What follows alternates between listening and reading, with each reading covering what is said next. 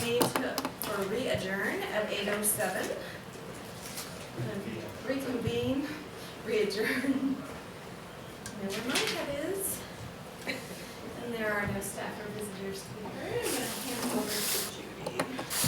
So at this time during board reorganization, the first order of business is to elect the chair. So I'm opening up nominations for chair. I nominate Charlie. David Reister nominates Charlie Day. I'll second. And seconded by Marla Durham. Any discussion? Chance. Speak now or hold your peace. All those in favor? Aye. Aye. Reluctantly. Okay, congratulations, and I turn the gavel back to you for the rest of the election. Thank you. So I'm going to need a nomination for vice chair.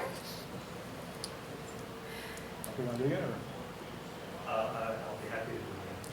I nominate Michael? I'll second. Any discussion? Those in favor?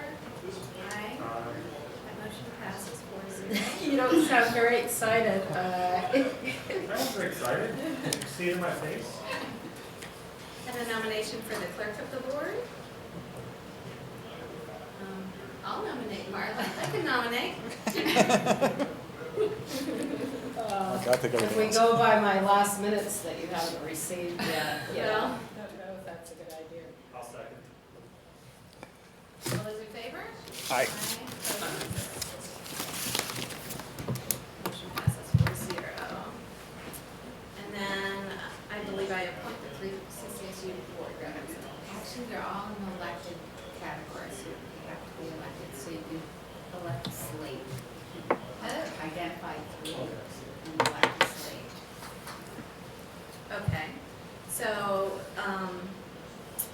in the interest of keeping the board consistent this year with all the changes we're gonna have, if I have no objections, I'm going to keep the CCSU board representatives, Marla, Michael, and myself. But we can discuss that if anyone has Anybody just wants to jump on? Well, I don't, if you don't want to be that any longer, until you're stuck with it, or being Right. co-chairman, I mean, you're if- stuck with that. Thanks. So motion. Okay, So, do I need to make, I'll make that motion then. I'll second that. And all those in favor? Aye. Aye. Opposed? Motion passes. Now the rest. You can do that. So the rest of it, I will just read what we're going to, appointment. The appointment to the task teams, I believe we're just gonna keep our task teams as is. I can identify those for you later if anyone has any questions about it. Appoint legal counsel, we recommend the board appoint the firm of Wells and Leopold to represent the district. Fine with that. We can go through. Oh, that's an appointment, I'm sorry, okay. Yeah. The next item up is to set the monthly meetings. Does the second Monday continue to work as a standard meeting date? I think it's what everybody's used to on the Yeah. calendars. I don't find it any more difficult than the other things. Okay. And we can talk more about the school tours and having it at the schools, or now, or we can do it at a later point too. I think because the agenda's so long, I'd rather just say Mondays and talk about the times Yep. at the main meeting or. I'm fine with it. Okay. All right. Hopefully we'll have like a mini planning day or something. That's up next, that's up soon. Authorize superintendent to accept, administer external grants and funds. These are the next pieces that we can put together, correct? Grant authority to pay bills, which is routine and involves paying vendors in advance of the approved warrants. Saves the district expenses. Establish a newspaper of record. Our sole option for a daily newspaper is the Burlington Free Press. Keep it there.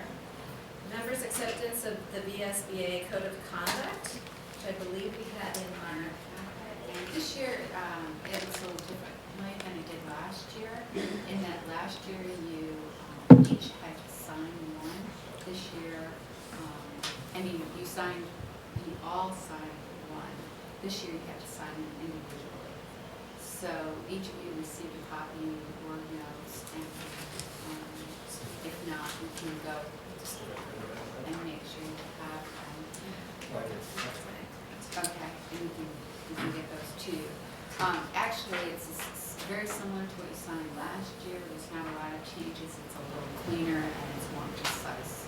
But there's no major difference in the code of ethics. But it is important that you take the time to read it through, sign and date, and if you only brought electronic means of working tonight, no problem. We can make sure that you get a copy and sign later time. Quick question on newspaper. Newspapers are, they're dying. They're not being bought anymore. Is that a state regulation that we have to use it? Have there been any thought of, getting rid of that since no one buys a newspaper? It's a requirement that we post a lot of our meeting warnings and notices and that will public record. Essentially, it's always been that that's the best way to get to everybody, but Right. very few people have a newspaper anymore. Well, there's a lot of Title 16 of these. Yeah. Do we Well, always, updating. do we always post to the Essex Reporter as well? We do. I thought we did. In front porch, things like that probably reach more people than But paper. because of the need for the daily, right, when we have special meetings and whatnot, that's the Right. reason why we have to take, It's not create gonna get that the big. daily publication. Sorry. Okay, so the next piece is affirming the annual meeting minutes. I didn't see those meeting minutes. I think it's something we should call. Well, it's from Monday.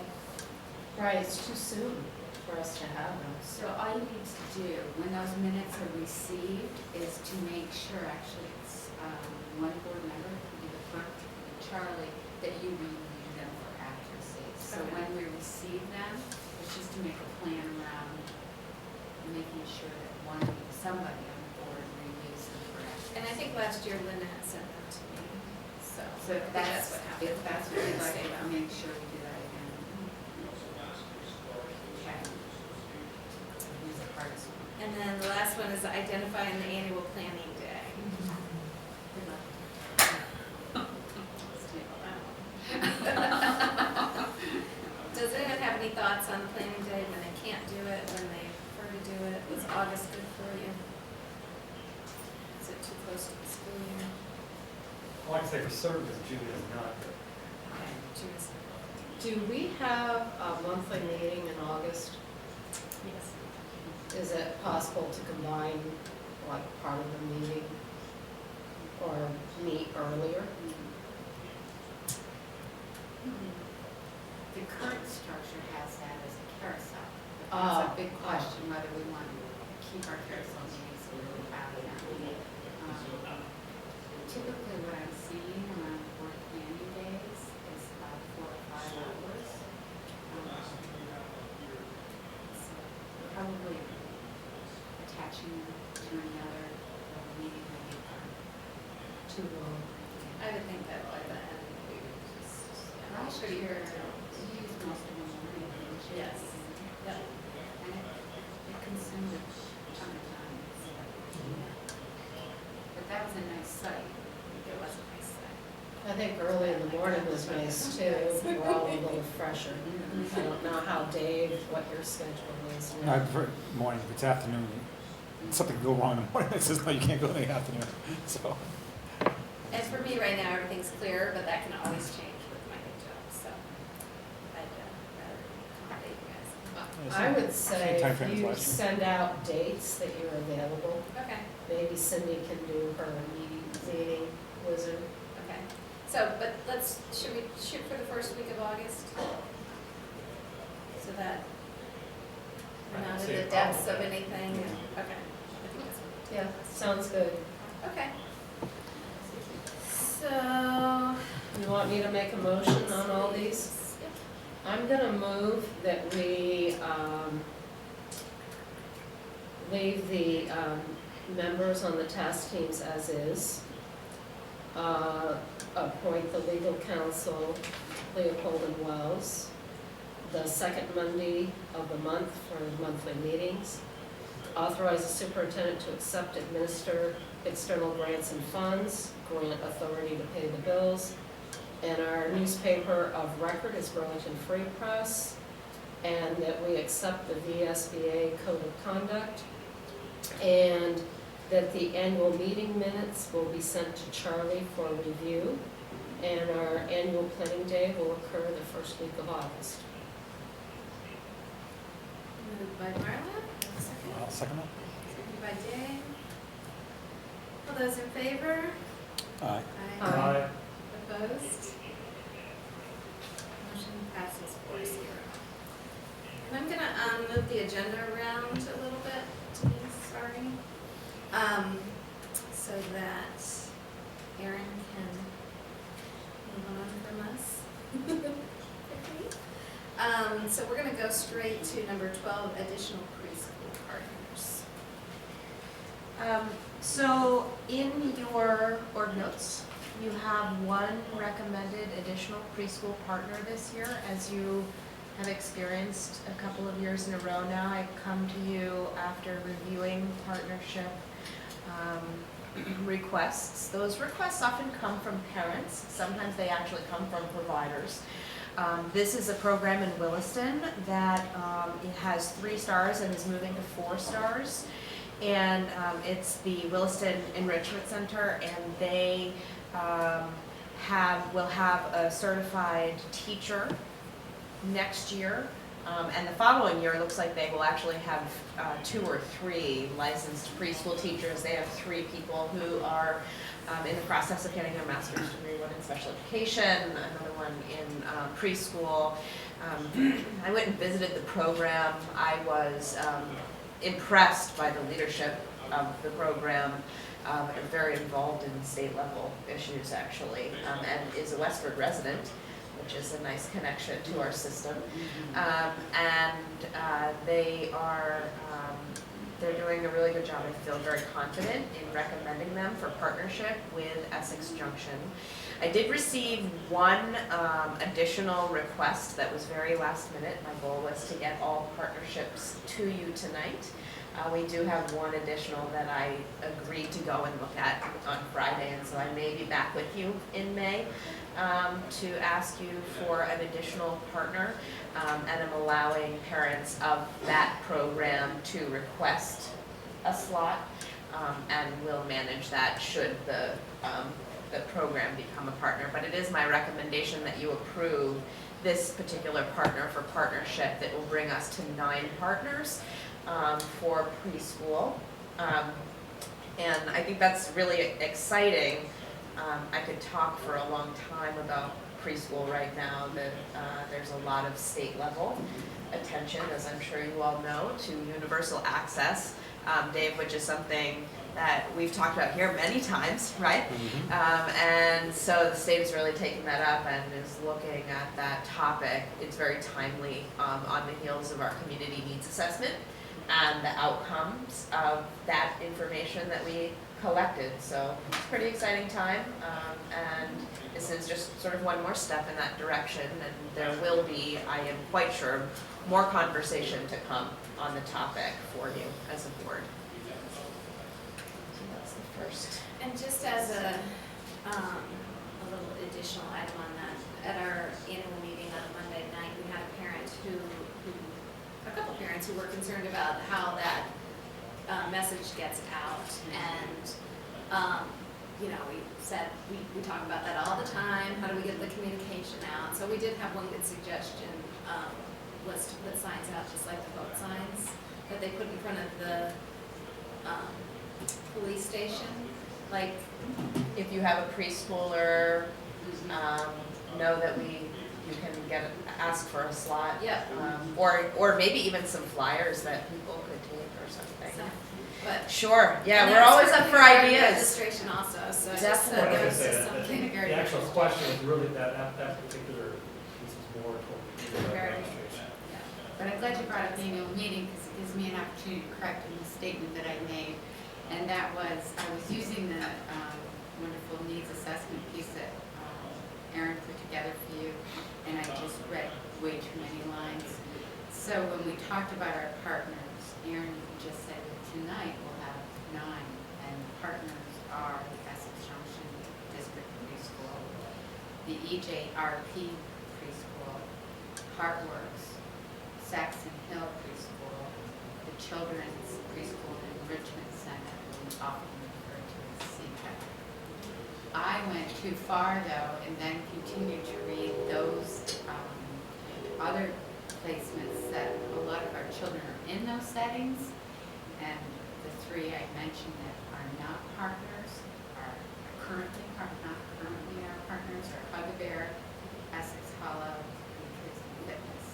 I think it's important to note, though, we'd be really open to partnering with them. The standards for partnership requirements are higher than those programs have met right now. I've talked to some of those programs. They don't have endorsed teachers in the programs. You know, it's really difficult to measure quality for preschool, and I think I spoke to this a little bit inside of the community needs assessment. It doesn't mean those aren't great places for young children, and it's really important that we recognize that. They just may not have a licensed teacher that is present. So, but again, those are places where many of our children are, and we continue to be interested in talking with them. So I want to correct that to make sure that we put that out before your phone starts ringing off the hook and saying, well, I heard that that was a placement. So I don't know if there was, when we talk about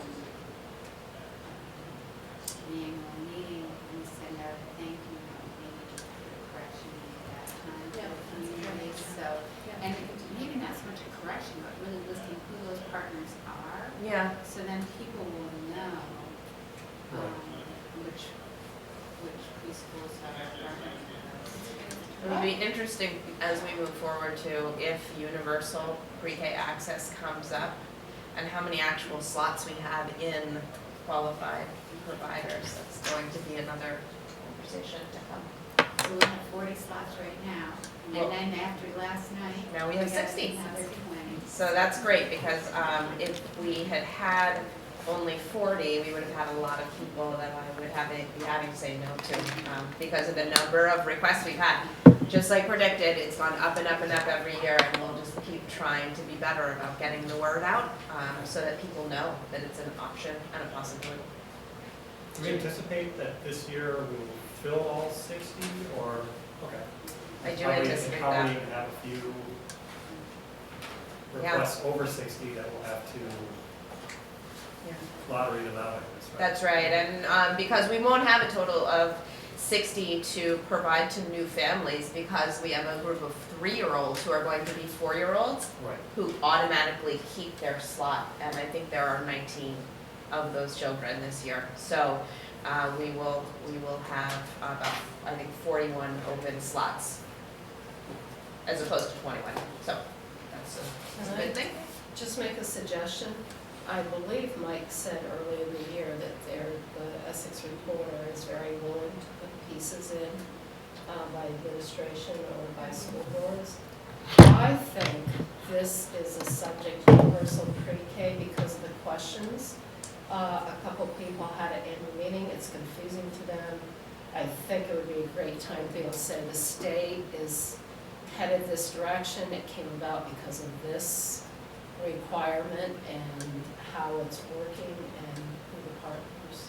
That's a great That idea. is You know, excellent. Jessica Little and I probably could collaborate on that together from Essex Town, who manages. So she and I could work with the Essex Reporter to do a collaborative project between the two to talk about access to preschool, because we've been working together a lot on it as this. Yeah, and especially as a follow-up to the additional spots now. Yeah. You know, can encourage and name partners. That was a great idea. Thanks. Okay. All right, so I would need a motion to approve this preschool Williston Enrichment Center as a partner. I move that we accept the addition of the Williston Enrichment Center as another pre-K partner. And a second? I'll second. Excuse me, I'll second that. Second by Danny. Is in favor? Aye. Aye. Opposed? Motion passes 4-0. Thank you. And And then onto the change in Tripoli in the preschool programming. I've been spending a lot of time in preschool. Could I ask one question about preschool? It was brought to my attention that someone signed up with a preschool last year under the assumption they had a slot. And when they got there, they were told they didn't. So I want to make sure that, there's Are you talking about our preschool, or are you talking about the private? one of the private providers? preschools, and I didn't ask for him. I really didn't care at the time. It was it was late. I was in the store, and I someone can definitely accosted speak me, and to like, that. is there anything we say, like, when someone fills out a form to attend, that the box checks off, says whether you get this or not, if they can't change their mind? The letter that we send, okay, first of all, they ask for a slot, they let us know which partner they're interested in. When they get the slot, the letter we send them requires verification of an approved partner for that slot by August 15th. So they actually can switch to another approved partner. They can get the slot, they can say, we're But interested the in provider partners." can't lure them in saying, I have a slot for you, and then turn around and say, after they get there, they sign, they commit to going to there. School year starts saying, oh, I don't have a They slot. have to get the slot with Okay, the they do. private provider, so that's another piece that's, we really try to be clear in the letter. By sending us this paperwork, this is part of the confusion that sometimes happens. By sending us the paperwork and checking off HeartWorks to, you send it to me, and it checks off HeartWorks, that doesn't give you a slot at HeartWorks.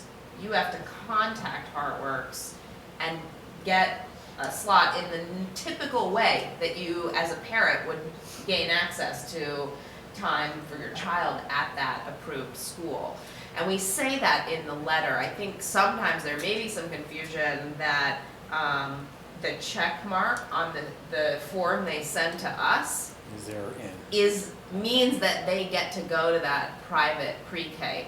Act 62, I think we've made a lot of progress. I think it's been confusing.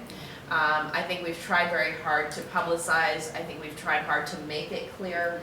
I would say I field at least 4 phone calls a week on the topic from parents, which is fine.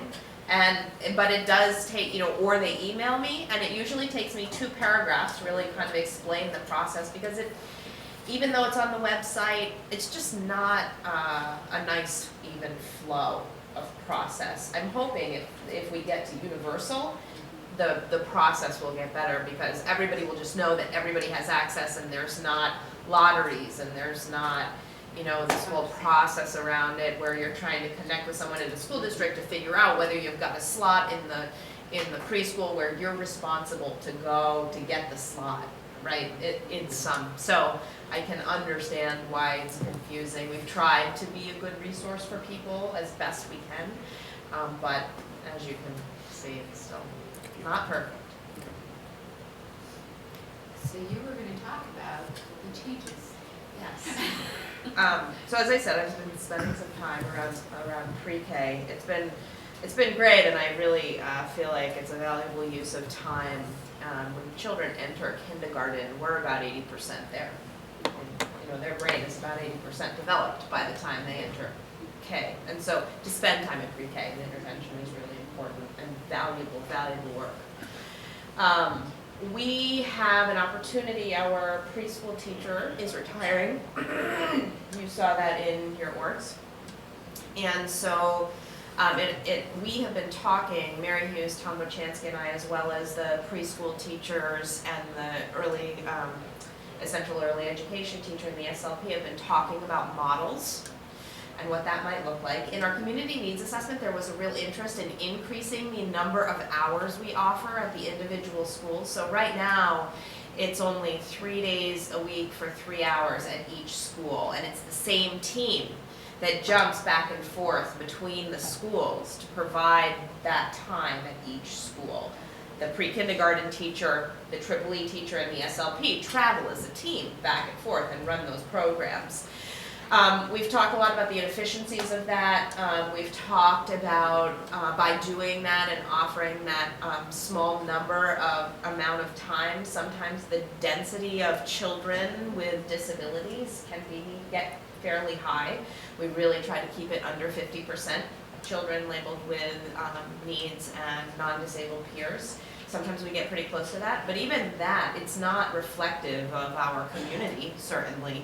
And so we have talked a lot about the possibility of actually having a preschool / triple E teacher at each location with a paraeducator and running more sessions at each school and being able to decrease the density of students with disabilities, increase the population of non-disabled peers that's more representative of our school communities, identify teams of teachers who go to the faculty meetings for those schools. And you might imagine having one team jump back and forth between two schools who have their own leadership structure, who have their own culture, their own faculty meetings. That can be a little challenging, and I think a model change where we have one preschool / triple E teacher in each location, attached to each principal, attached to the pre-K-3 continuum in each school, has some real benefits to it. We haven't, it is our recommendation to you to make that change, and we needed to come to you because it's a different kind of position. We're not looking to hire a regular education preschool teacher. We're looking to hire someone who has a special education degree and can also teach preschool, so that those rules will be combined in order to make that change. So that's one of the reasons we wanted to come and talk with you about it. It provides more services to children and more slots for kids to be able to access high-quality preschool, and it's cost neutral and space neutral. So it seemed like a really good idea. We are still working it through. We don't have all the schedules set up yet. We don't have the student rosters yet. That's all in process right now. But before we went any further with the concept, we thought it would be important for you all to approve that change because it is a pretty significant shift in the way we do business right now. So that's the request. I've got a question. I noticed in the org notes you just said it's cost neutral.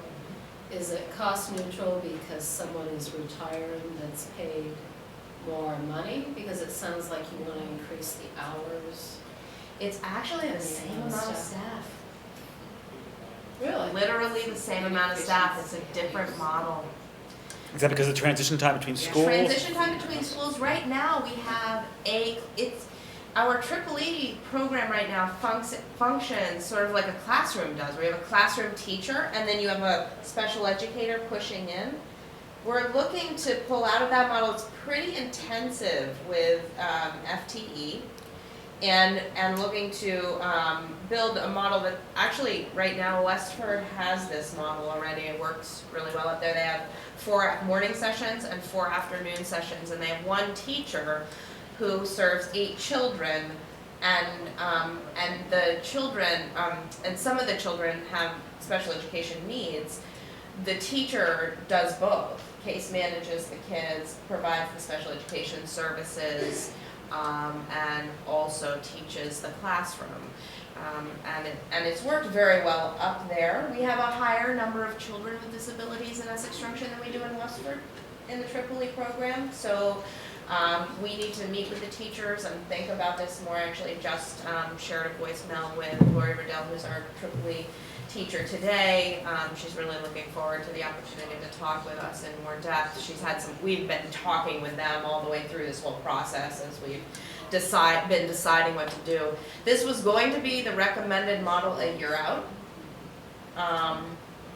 Okay, so we were headed in this direction already. We didn't know that we were going to have a retirement. Because we had a retirement, it seemed best to recommend the change now, as opposed to waiting. And just to clarify, we don't have to approve that change, no, we're just being told about it. Oh, good. No Okay. action. Yeah, it's no I didn't know. action. There's no action, no, I Sounds just good. don't. Thank you, Charlie.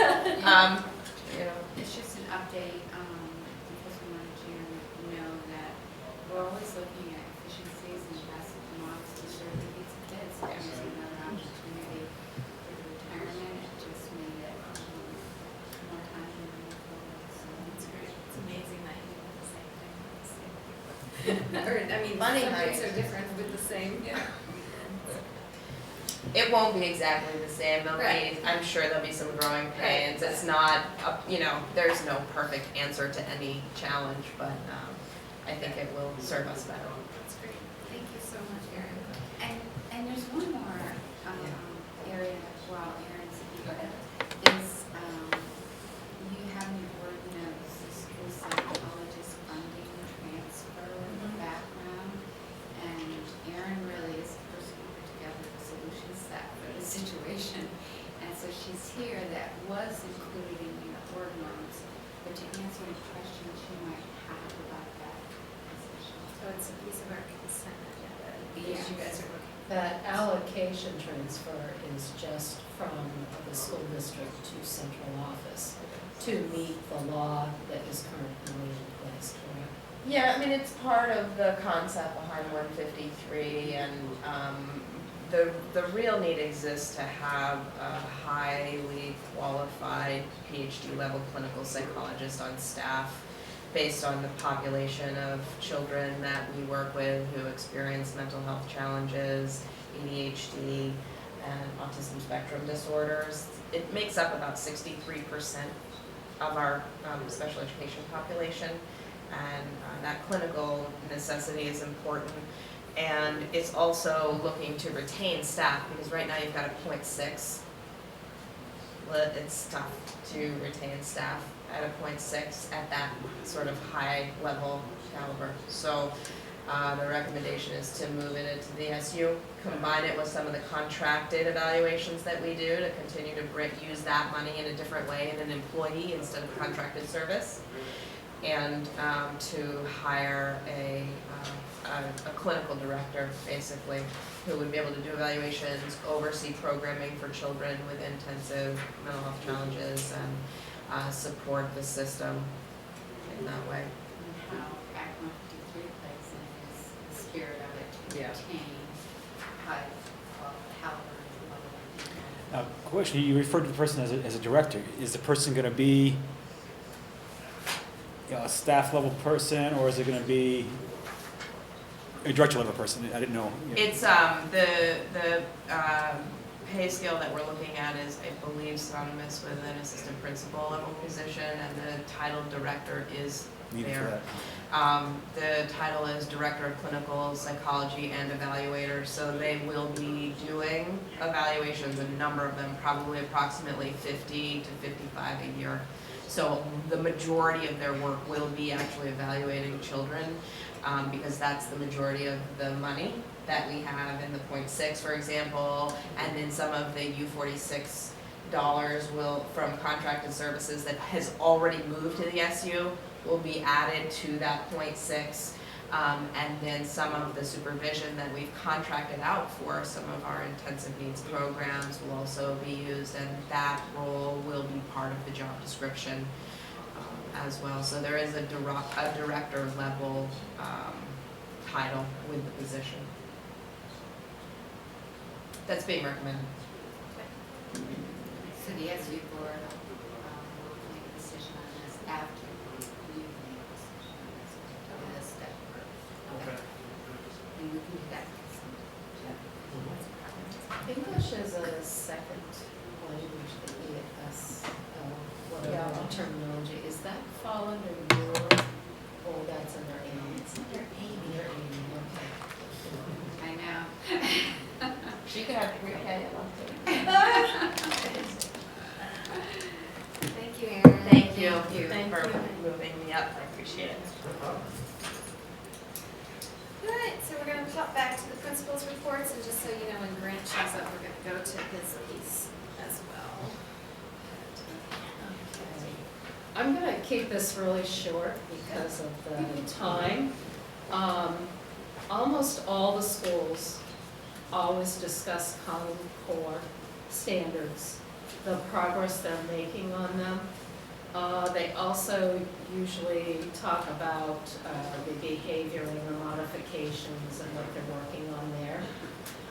But Mary Hughes, at the top of her principal's report, I just wanted to say that statement by JFK, children are the world's most valuable resource and its best hope for the future that Mary puts up there is so worthwhile after our budgets got voted through yesterday. That really hit me a lot today. The other thing I noticed through, I think 3 out of the 4 schools, maybe all 4 are doing it, they're also working with Essex High School students, are coming back into the schools like Summit, Fleming, Hiawatha, and going back and helping in certain areas. So I thought that was really important.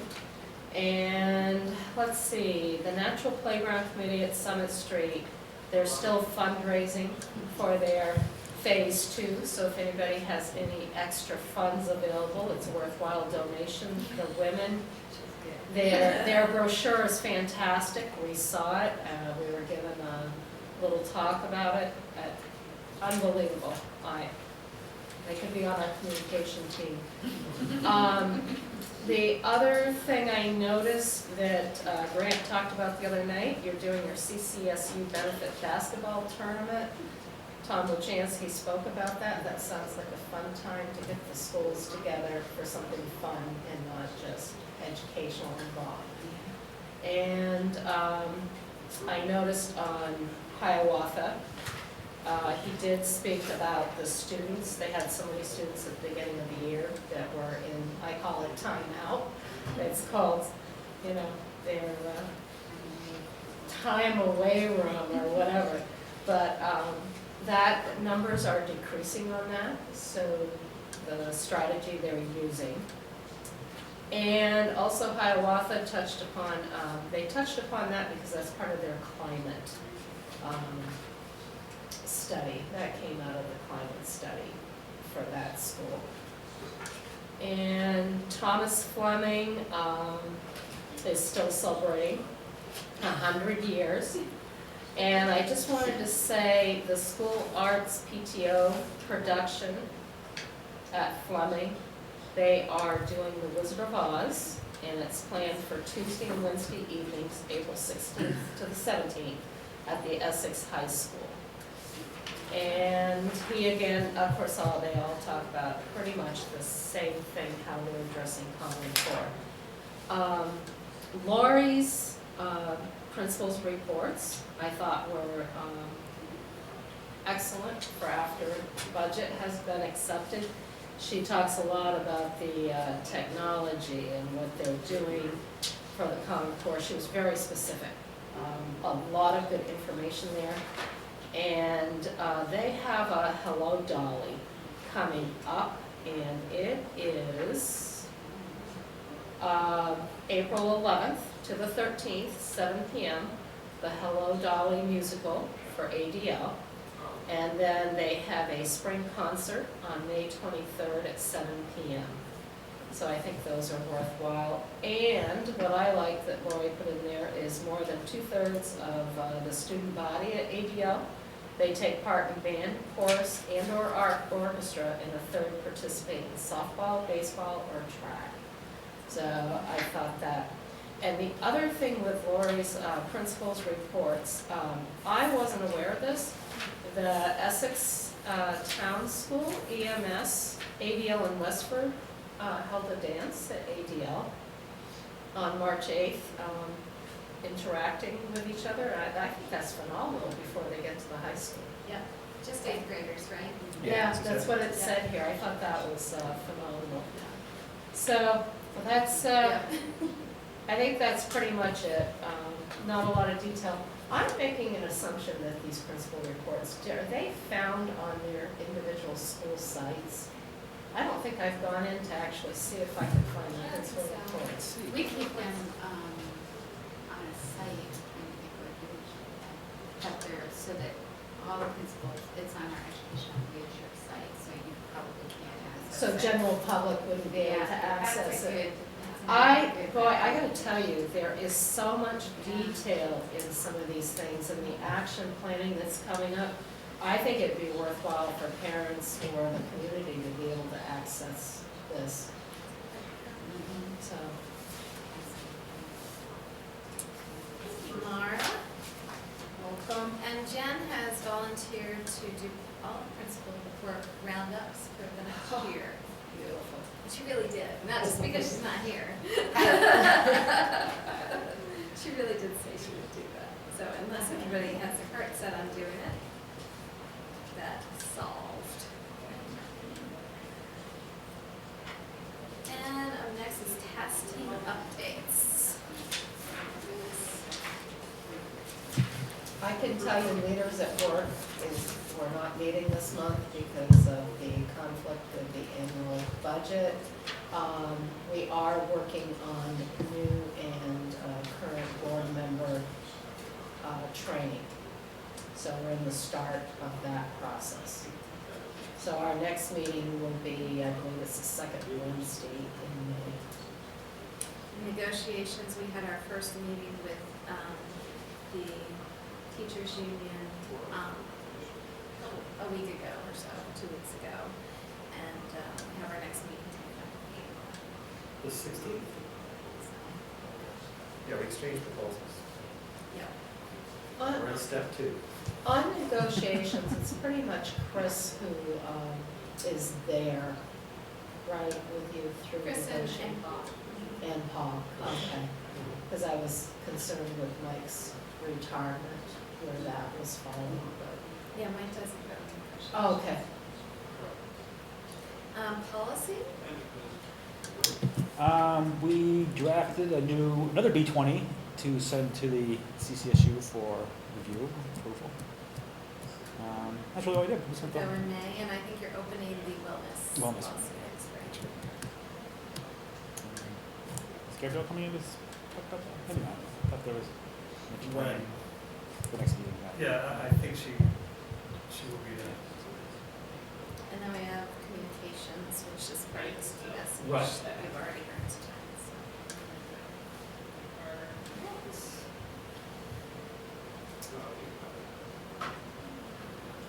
So let's hop over Summit Church parking lot to the annual meeting review, and I should thank you for your confidence in voting me chair, by the way, especially after that budget presentation I did. As every article passed, just want to thank you guys for your support and the community for its support. It's really amazing to have such a supportive community, and I do have the numbers if you want to hear them. Do you? Go ahead. Okay, so, the Essex Junction School District Budget, Article 3, passed 418 to 170. That was Part A. Article 3, Part B, to vote provision, passed 367 to 204. Article 4, the EJRP General Fund, passed 441 to 144. And Article 5, EJRP Capital Plan, passed 405 to 175. Dave Reister was re-elected, and as was Michael Smith. Dave Reister had 439 votes, and Michael had 438. I didn't vote for And you. I'm pretty sure it's Gabrielle who did not vote for Michael. So again, thank everybody for their hard work on that. It was- Got a question on the annual meeting. I'm starting to find that times have changed. It's not the same as it used to be. I mean, what did we have, 5 people? 8, and then it went to 5, I think. And Oh, you used to be 8 on the board? it's Used to be 8 on the board? No, 8 in the audience. in the Oh, audience. I'm sorry. Dave, we're sitting You didn't there have to be. and Charlie is reading all the numbers and going over it, and the Union 46 board, the same thing with them. People are getting a lot of their stuff off the internet. I'm wondering if we could tighten up the meetings, or like if planning could occur differently. I don't know what the legal requirements have to be. I think we have to physically meet. And, but I would encourage our representatives, I don't know if we could do this as a board, but they should be considering statewide what technology is doing. There's got to be some other way of looking at that. Well, And we the- did have the select board and the trustee meeting was at the same time, however, I don't think that was. I don't think that. really affected it, Select but board was passed. I'd like to think. Which we should mention, do you know the outcome of that? They're looking at sharing managers for a year for a trial run. So having their Pat Scheidel and a bunch of other trustees. So, as we're thinking about our, rec department, it's, time to Right. think about what's going on with the rest of the community also. That's a discussion.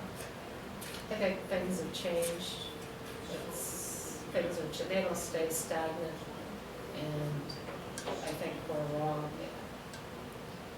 The community deserves us to look at new ways of doing Right. business.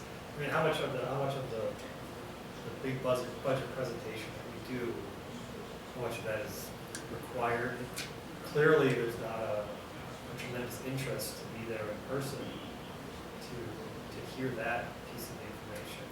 I know we have to meet to vote on a couple of the pieces, but, you know, I'm gonna put out a suggestion, which is, you know, if there's any way to do that part with village meeting.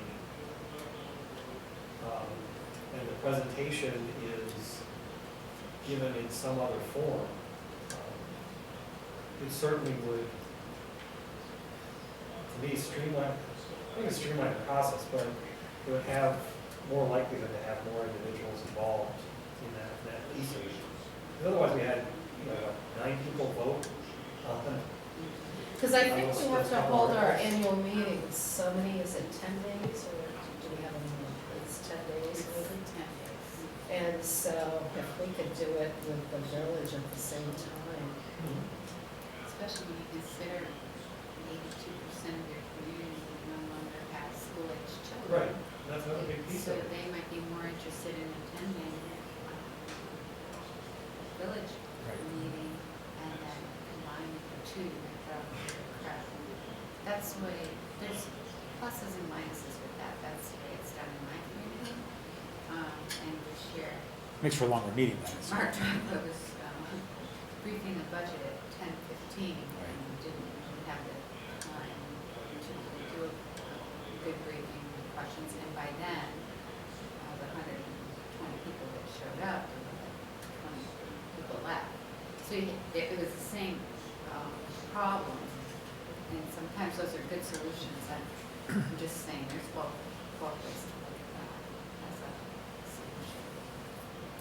But it does remind me, when we talk about the archaic nature of that, the history of those meetings, because it was at a time when people didn't have access to information, and the education level was such that that information needed to be read and reviewed, and it's just, as Ron said, it's such a different time.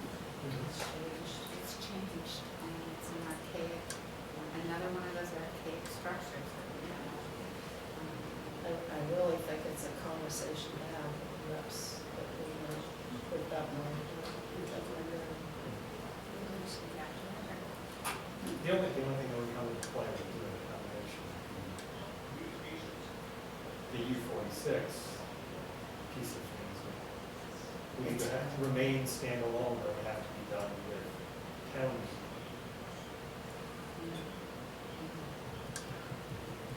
But that's logistics and something else, it's just, you know, something else to put into the mix. Before you leave that agenda topic, I did want to say that we had some really positive feedback to the postcard. Yeah. A lot of people really thought that was an effective strategy. That was Michael's idea, and also the front porch forum postings. That was a little bit of information electronically distributed over a period of time is another really effective communication strategy. So both of those strategies have been added to the budget communication plan. I thought the postcard was excellent. It's there, I had the numbers, I had it on my fridge, I had my dates, even though I'm on the board, and I just found it easier. It had what it needed. Continue to perfect those budget communications with good results. And Cindy Rennie, I have to tell you, does tremendous work. Your annual reports this year, using all the artwork from the students, they were engaging.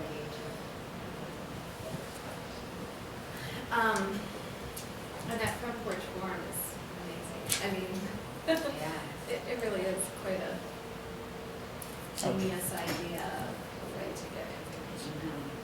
And did Cindy, because all the postings were using Cindy's name, did she receive any direct feedback on it? None at all? A couple. Oh, So there is a way to be in connection with her.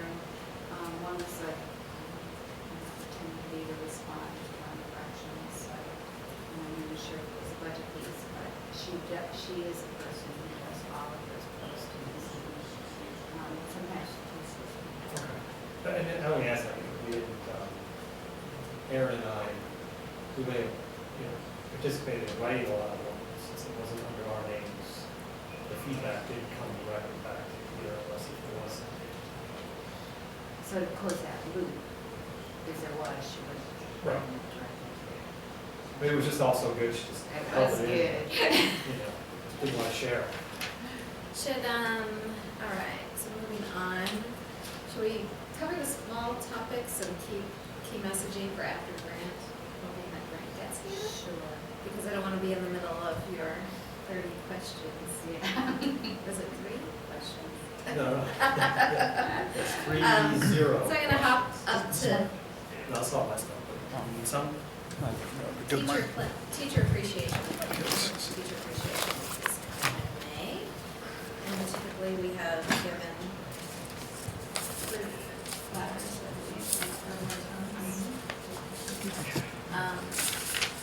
Does anybody have any unique ideas? Should we stick with that? I know they appreciate it. If they appreciate it, I've heard you do fruit, right? Do some fruit. How's that usually done? Is it just a platter that's then placed in the common area? I think it's placed in the teacher's lounge. Do we Staff send a lunch. platter to CCSU? EJ always, the credential remains the one and only. It always thinks Because- of us and Rex and Parks as well. Yeah, I think it's worthwhile. I mean, everybody works so hard on these budgets, and with Mike retiring this year. Yeah, we always do. All right, so And that's in maybe. May 6th through May 10th, is 6th to 10th. teacher appreciation. So Charlie, you'll just connect with us. I will, okay. Request for FY13 calendar adjustment? I assume it's a Yes. That's all, school year. Oh, school year. So there's 2 calendar pieces. There's the approval of the 2013-14 calendar that was in your ordinance. And then there's a request for your current calendar. So this meeting, I got to talk about 3 years of calendars. The current Yes. year, next year, and the year after. So as you're all familiar with the fact that we had 2 school cancellations this year, which requires us to have 2 makeup days. And we were supposed to end our last student day this year on June 14th. So the recommendation is that That's a Friday? that is a Friday. And what the teachers, principals have taught, all 4 principals with their staffs, and we've also sent this recommendation to the association, so we've cleared it all the way through. And principals are hoping to make a recommendation that to use that makeup day, one of those makeup days, as a staff day, Princess Day, instead of a student day. And certainly could come for all the work they're doing, that you're out, and they're really hoping to have that one day converted. So the schedule will look like this. promotion night at ADL will remain 14th, that Friday. The last day of school for pre-K 7 will be a half day on Monday, 17th. And then the other half of that day will be in service, because they typically have a day, a half day. And then the next 2 days will be in service time. So they are asking for your support and motion on that, so that we can convert it all. So we're converting a staff day to a student day? The other way. Student day to a staff day. Okay. It was originally planned as a staff day, that Monday, Right. right? School's in on Friday, and School's staff day would be gonna end on Monday, Friday, right? and that was gonna be a staff day. Right. Right. But so you're putting in a half a school day, where I think she's, Maybe I think she's thinking of it the opposite Okay. way. Yeah, so their last day, the children's last day of school, they're only going to go half a day on Monday. They're gonna go an extra half a And day. so by doing this, we're getting the teachers out and about for their summer vacations. A day sooner, they're just, The teachers. No, they- For the kids. no, the kids are staying longer. The kids are gonna make up that one day, but it'll be a half day. Right. The other one day they were supposed to make up is going, with your permission, converted to a staff day, an in-service day. And they will still have their other 2 staff days? Yes. Okay, gotcha. Other staff days, so they're actually going longer. So they'll go right through until the 19th. Plus Monday was supposed to be a half day for that, for the teachers. Right, right. So is that it? It is, yeah, I had to read about it 10 times. Is there any way to, well, one, the half day would, I'm not a, I don't like half days. I think they're a waste of time. You come in and breakfast, lunch, break. So is there any way to just end the school on a full day Friday and be done with it? Rather than come back for, what I think is, I think what was hard was, what they were trying to preserve was that move-up day, step-up days, because what happens typically is fifth graders from Fleming go over to EDL, so they wanted to still make those step-up day activities available. And same with yeah. So it's part of the tradition, I think that. It just seems to come back Step-up for- will intrigue. right, it just seems to come back for 3 hours the following week is just, you got a lot of complaints of people who were planning on starting their vacations and to come back for a few hours, it's like, I'd be for giving the day up and just calling it. Right. quits on Well, Friday. Probably can Well, anticipate likely what participation happens rate is going to be is fairly low that day. Right. So it's, what do we gain by bringing everybody in? It's, Well, I mean, at is- least the step up, at least the transition planning that they do, without that, they won't have time to do that piece, so I think they were really trying to preserve that. And for some kids, they'll come, and for some kids, they might not, but at least they have that time scheduled, and that was the principal's recommendation, 4 principals' recommendations, and that's what the staff's agreed to. Are you looking for a motion? And that's just on this year's calendar. Do you need a motion on next year's, or? That's part of our consensus. That's the consent, okay.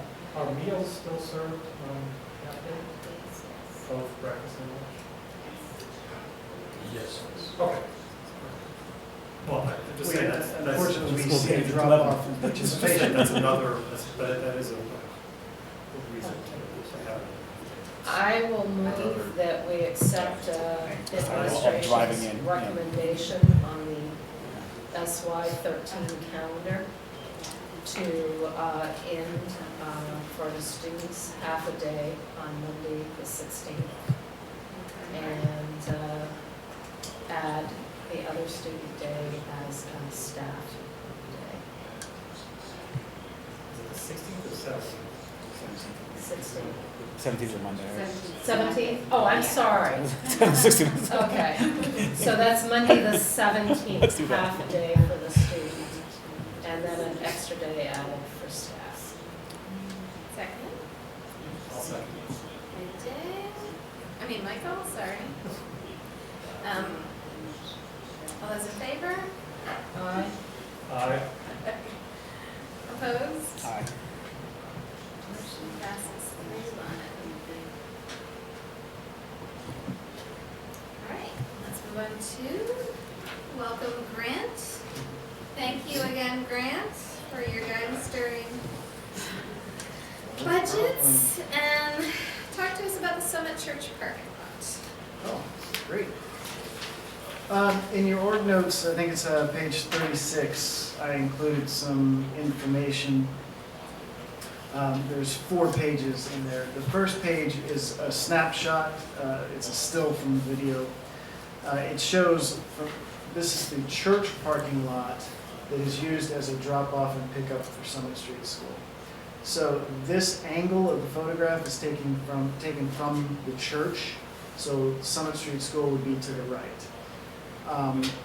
One thing to point out, on the right-hand side, you see like a pile of snow there. Typically, we plow this as a condition to use the parking lot. Typically, we plow that all the way up onto the grass, but because of the construction going on and what they needed to have access to, it wasn't pushed all the way up. As someone who went through Scum a long time, typically it's not plowed. That becomes a pinch point, that snowbank there. And you can't get by there often. So it's not plowed regularly, or it melts down or whatever it does, but that is a pinch point there, and that's what backs up traffic a lot, is that snowbank there. So maybe this year The is second good. snowbank? The one, One to the right there, when we have a lot of the brown snow. one or the, No, the white one. oh. That typically gets big, and people don't leave enough spot there. We contract for that to be done. Right, So I understand. It should be scooped up and pushed off the pavement. Right. Let's. At any rate, that is a problem during was a problem during this winter, because people would be trying to go both directions around there. As you can see, this parking lot, the way it exists, you can have people parking in parking spaces, dropping off their kids and just letting the kids walk, or parking in a parking space and walking with their child to the school. A lot of cars will pull up to the right and just drop off at the curb when there isn't snow in the way. But cars can go both directions. To me, it's a lot like going to a grocery store and experiencing a parking lot. It's not ideal, but it's not our property. We can't do a whole lot about it, as one caveat.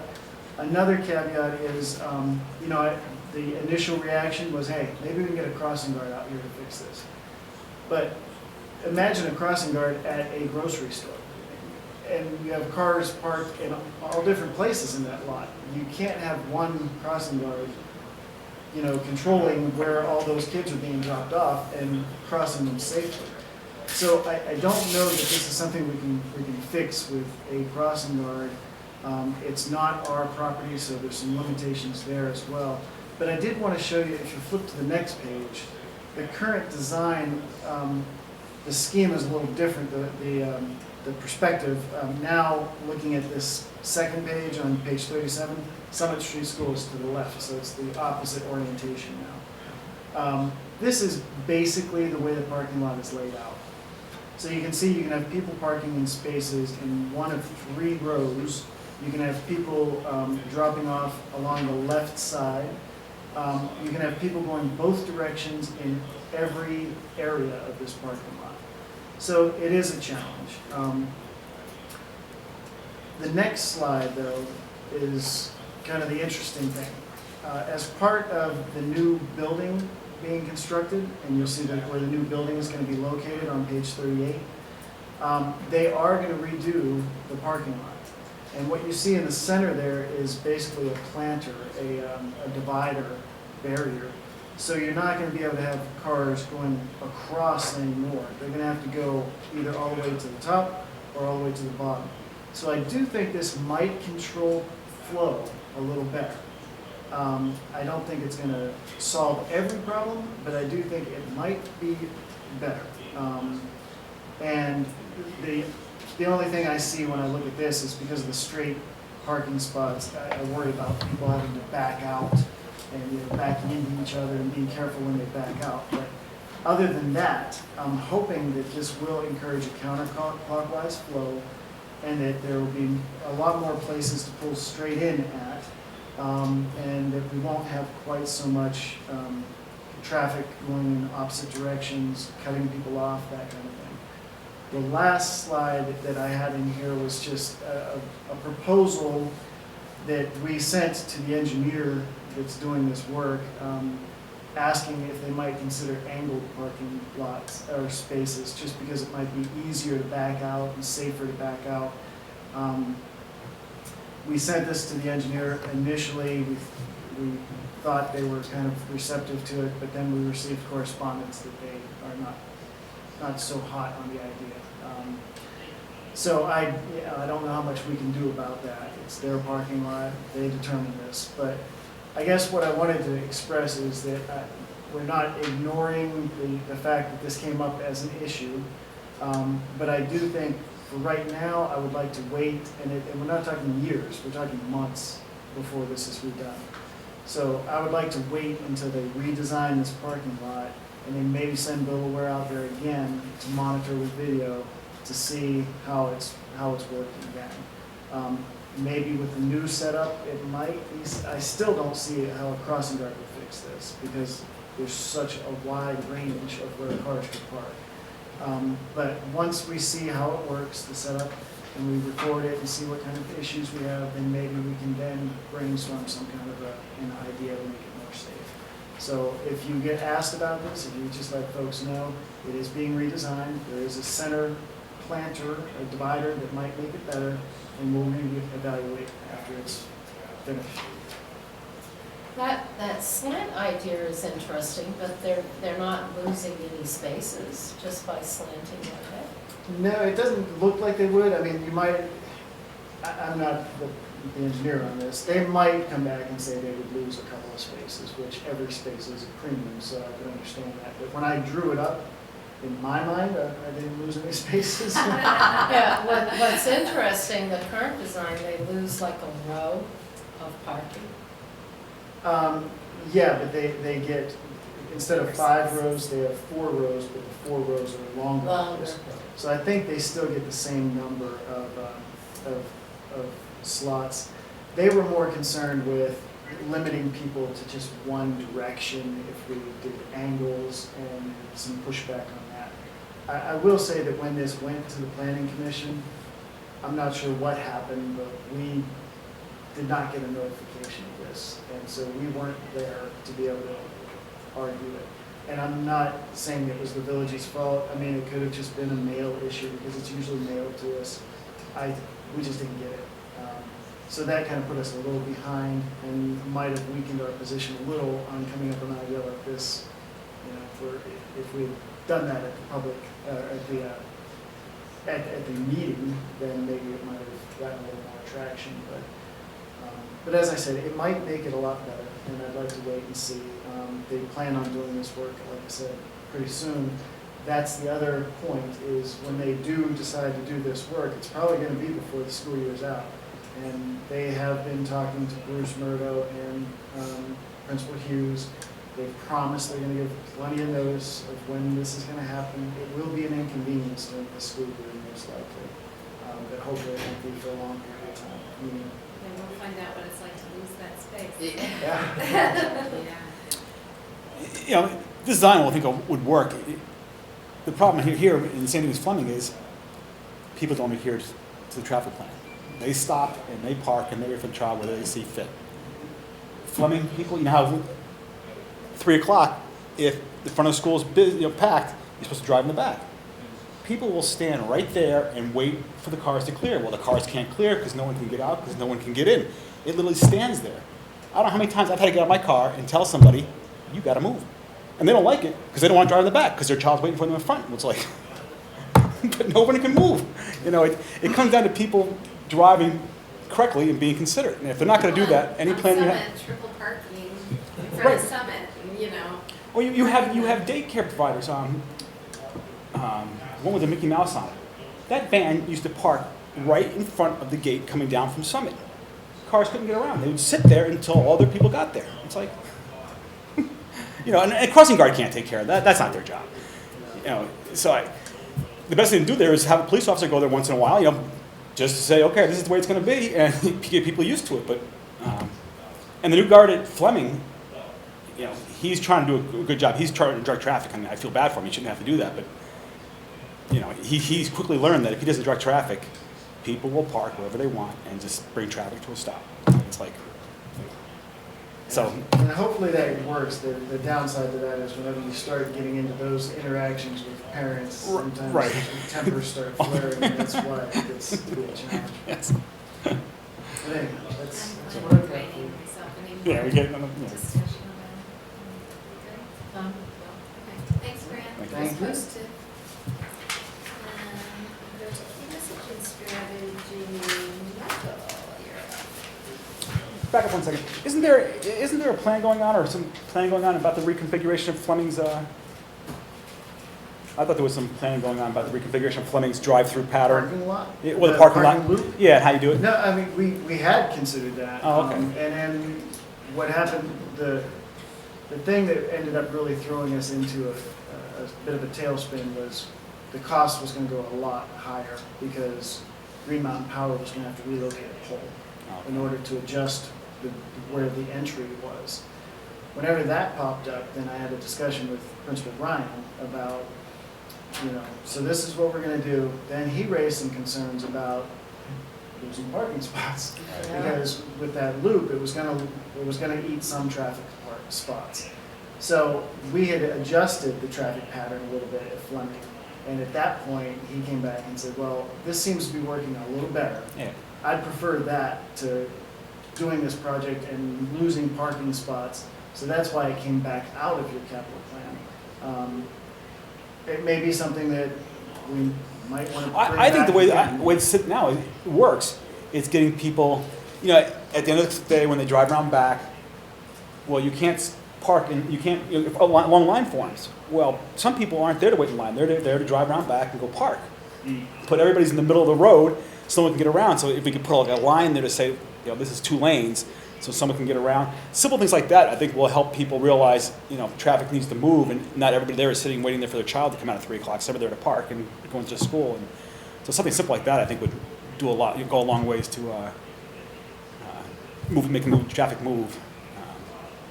Yeah, Yeah, and a lot of those, Right. the striping I find is very useful. yeah. But then unfortunately in Vermont during the school year, a lot of our Right. time gets covered, so.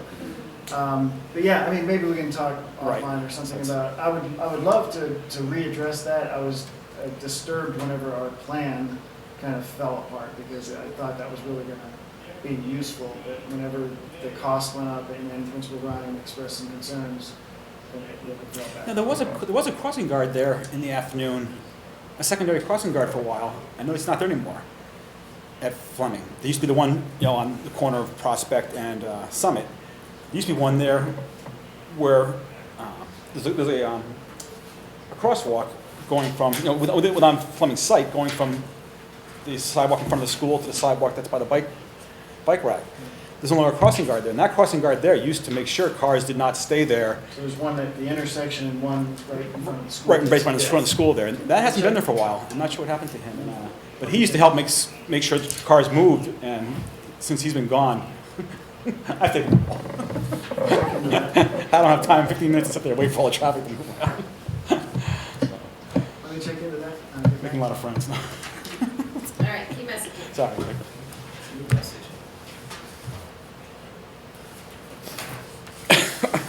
All right, so one of the things Thank you, Grant. Thanks, Grant. Thanks, Grant.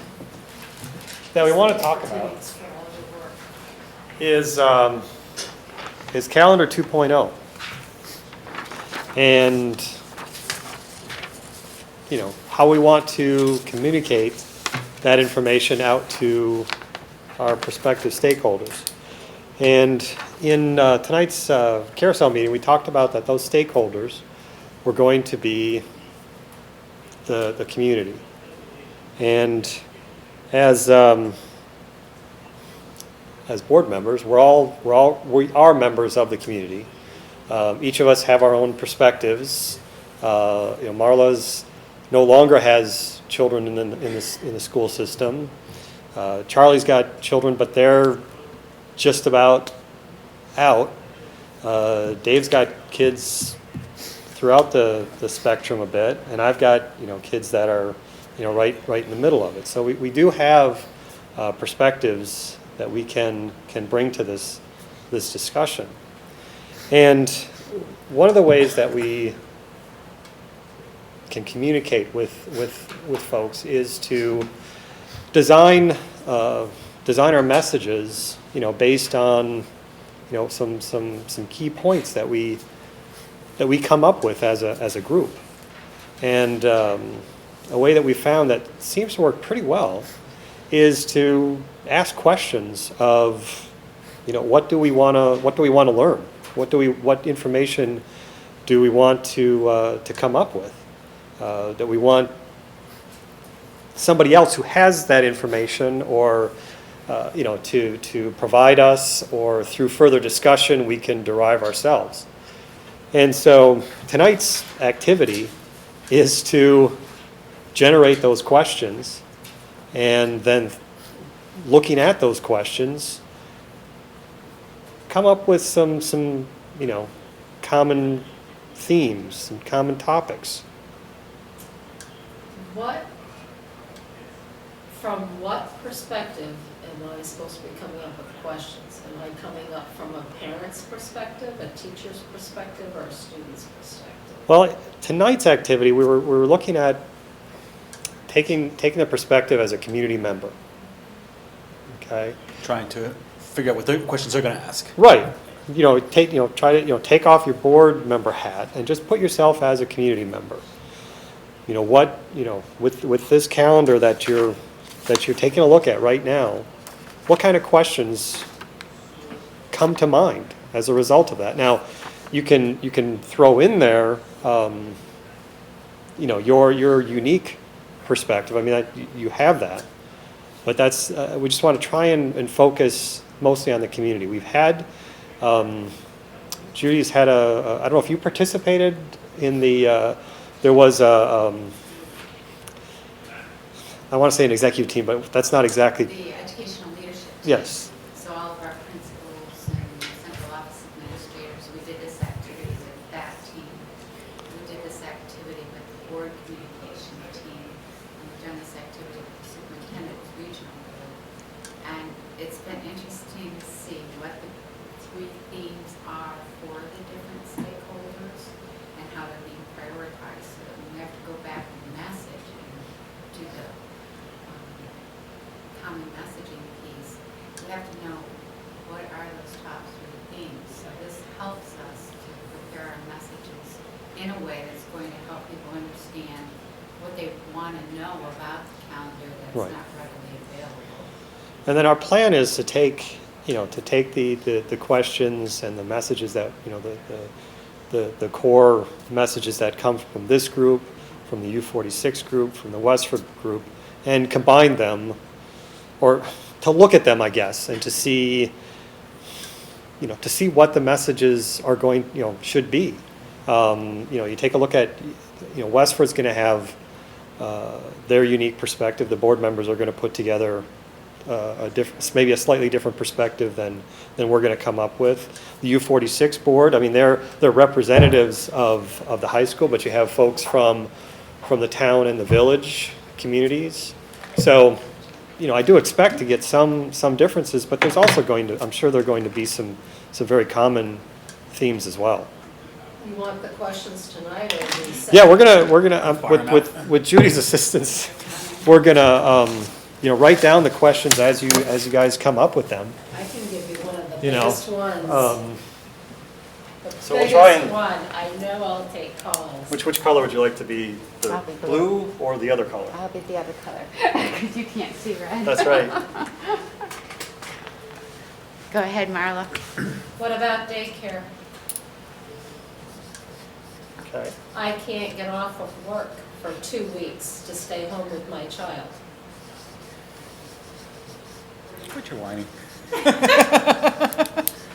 It's the same number of school. Now we're gonna popcorn it, go as fast. Why? Why are we doing this? All right.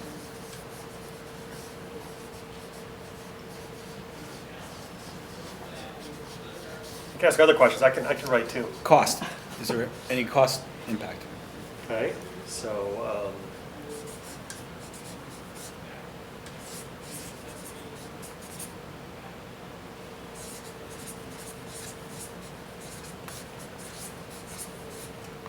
Our staff time developed in this versus on the calendar, I saw the same amount of days. I didn't see a breakdown of students versus staff. And what happens in a district where we've negotiated a contract with more staff days than student days, I don't want to lose that in a contract. okay. Are there any communities out there that model this that you can prove to us that it's working? Right. Any real life examples or whatever?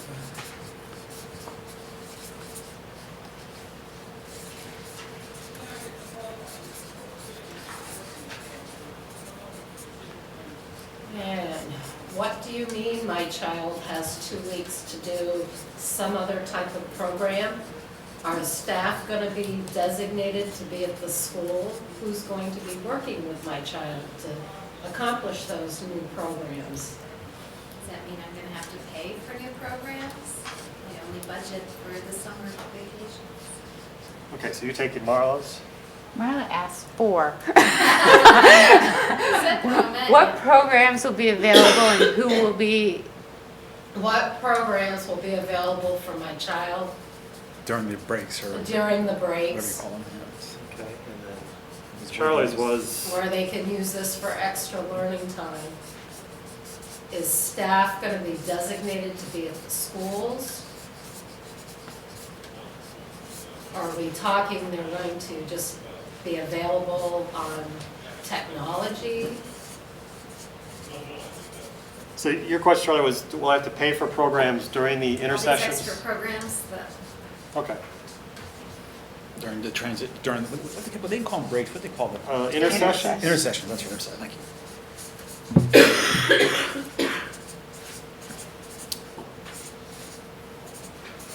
Does the Okay. state support this? Does the association support this?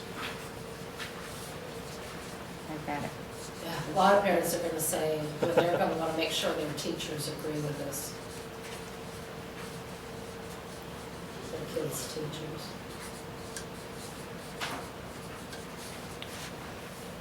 Where's that calendar? Here it was.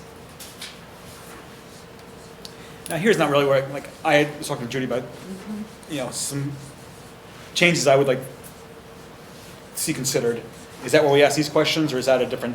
No, your question is, Well, the week off in October, could it be moved earlier, so you have consistently, 6 and 7 weeks in between breaks as opposed to 9 and 3? So can the calendar be altered? Is that? Right, could the really October week be question? moved a couple weeks earlier, maybe to the second week of October rather than the, whatever it is, or the fourth it's 2 week? questions. What you just asked is another one. Okay. Yes, can it still be altered? Okay. Is what you're asking, and that's, Right. and you're saying, and can it be altered so that the October be moved. Okay, back so to- I'll put just the general Can the week in October altered. be moved earlier? Right, Yeah, because there's 9 weeks between the before first two. that so- break.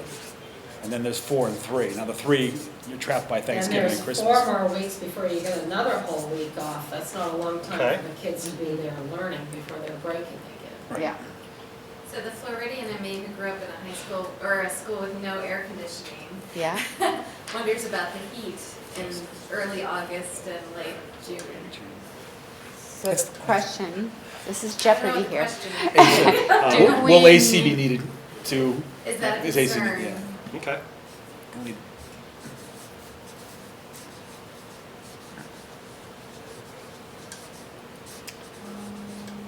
With global warming, that's inevitable anyways, right? Well, and that's also, how does that affect the rec department and the pool for the summer? Is that gonna decrease? Well, it will, but also Okay, they'll probably find so- other weeks here. If anything, I imagine. So what effect increased on- business for them. Pool is a big Rec- Rec programs or? revenue generator. Revenue, Revenues for the pool, for the, Okay. and Camp Maple Street. How will they be affected? Right. So what effect on Most rec schools aren't, but revenues. revenues? VJRP is there. Can we align those intersessions periods with Essex Junction rec programs providing camps? You're brilliant. That's exactly what we're trying to do. Can we align rec? Now, this is a programs? proposed regional calendar. Is this, do we all have to buy into this? You know, is it, can we improve this ourselves, or are we looking for, you know, all our other schools in the region to approve this? Okay, so, Is this a statewide effort? No. Is that what you're asking? Well, it says we're proposed regional, so obviously, I think by name it's not state, but, you know, say, So we're looking at, you know. all schools in the Winooski region and- have to, Right, are we looking for greater approval than just ourselves? I'm not sure how to ask that question, but, you know, okay. if we say yes, but Westford and the high school, well, Westford and the town, and everybody else says no, are we gonna implement it, or are we gonna say, well, we need everybody to buy into So this? are you asking like who has the authority to make the final decision? I guess, or are we willing to go this alone? You know, is Essex Junction willing to go this alone, or do we need buy-in from everybody else? I'm not sure how to ask that, but is this, you know, is this everybody's in it, or nobody's in it, or can we do this on our own? You know what I'm saying? I guess that would be the question, can we do this on our own? Or do we Yeah. need or do we need complete buy-in from the whole region that worked on this? Because that goes back to like EJRP.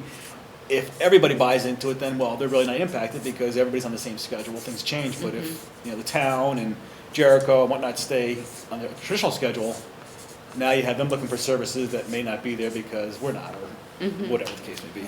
What Okay. steps are you taking to notify childcare, private childcare places about the calendar, if they can handle the overflow of kids for 2 weeks at a time? Or they close The down. overflow. Yeah. Some will close, right? School's closed, I'm closed. Private, pre.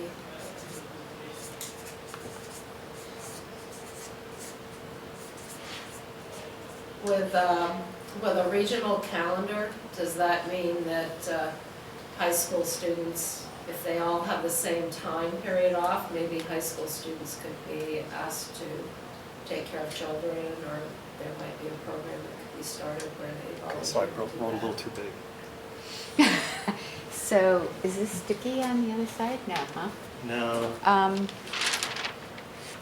we'll figure it out. Just, yeah, I was just looking. Oh, that's fine. Number it though, I'm at 11. All right.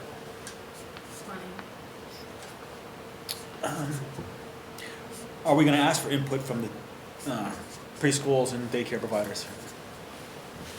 Are they considered a stakeholder, I guess? Is this gonna be put to a vote, or? Yeah, I'd like, personally, I think this is a drastic change, I'd like this, well, I don't know. Then you have 75% of people who don't have children in school voting on this. So is this going to be put to a vote? Right, yeah.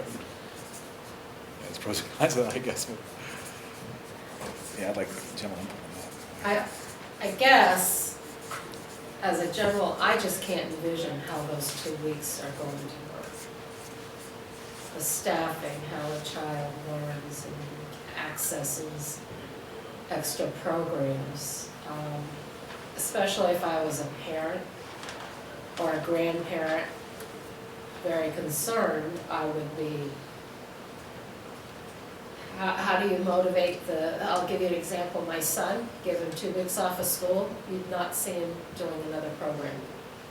So how do you motivate the ones that don't want to be there? Do you want to make that? How do you want to motivate, how do we motivate? Don't wanna be students? where? Doing any extra programs. Oh, yeah. There I would think most aren't gonna, are right? students that only It's a want to week, do the if that. basics. Right. 8 weeks in a row. I'm guessing most people won't, because it's, you know, they're gonna go, but those who want that opportunity or need that opportunity, maybe something will be there, but I would think, But somehow you've got to motivate the kids that don't have an interest. I mean, you're going to draw them in with some kind of sport. What carrot you're going to draw them in with? Because you want this to be accessible, I'd say, to at least 90% of the students. You want at least 90% of them using it.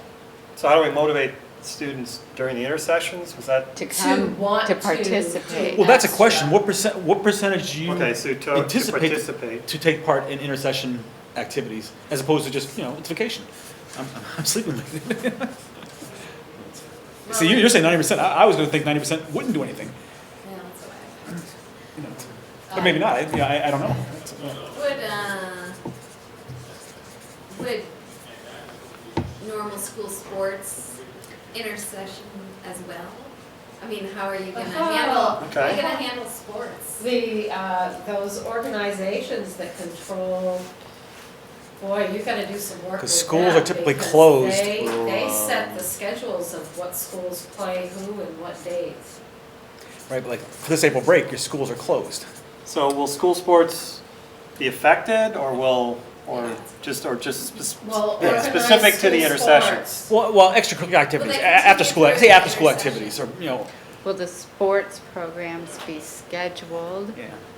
during intersections? Let's not just say sports, let's say, Athletic events? well, Recreation. right, any activity, like So- band or anything like Yeah. that, right, you know, I don't wanna just, focus on sports. Well, I thought But your sports question was relies on specific other- around Yeah, my question was sports. Oh, I versus see, okay. other- Interactions with Other other schools. schools. But you have, Beyond the you have region. math counts, they have competitions between schools, you have other after-school activities that are Right, not sports but- activities, But you have the. but still, um, it's a But question. those are generally There's scheduled like organizations this month, that next month, control whereas like football the is kids this for the week, baseball, next week, because the when week we after. years ago looked at maybe moving ADL sports over the I rec finish this department, question though.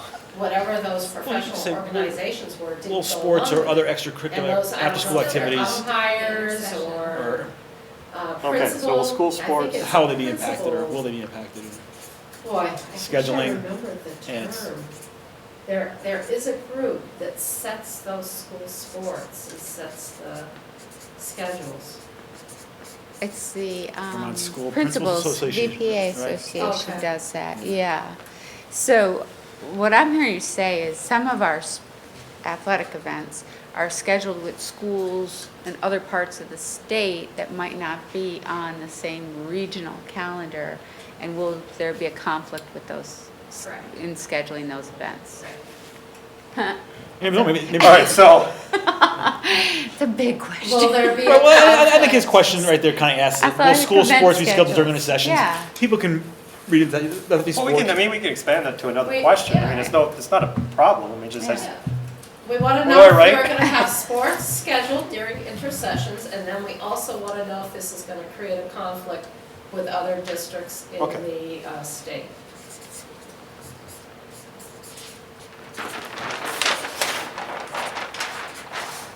Number 13. I'm not numbering anymore. I think we should come up with. Will in-service, Because that's kind of crazy. and I know the answer to this, but will in-service days in general be used during these intersessions, or will this add time, elsewhere in the calendar?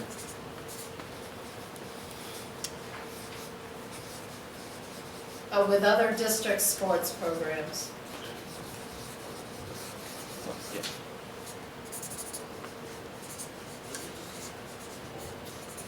How are we doing on time? We're 15 minutes in to your 25 minute. Just a little bit further.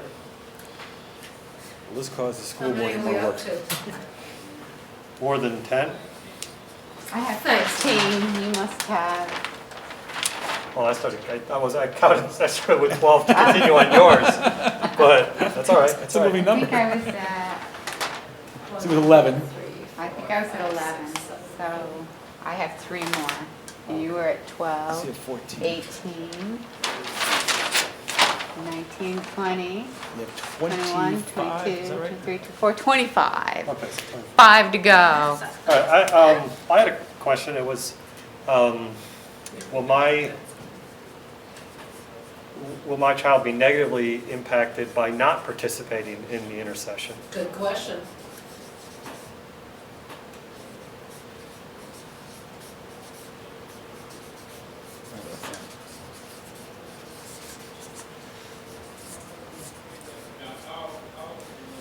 Is this How many a years precursor? to see the results of this?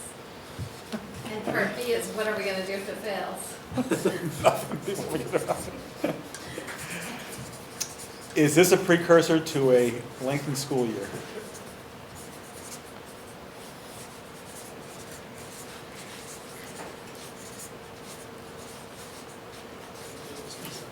I know, I just went blank too. Is this a precursor and should it To spell a longer school year or?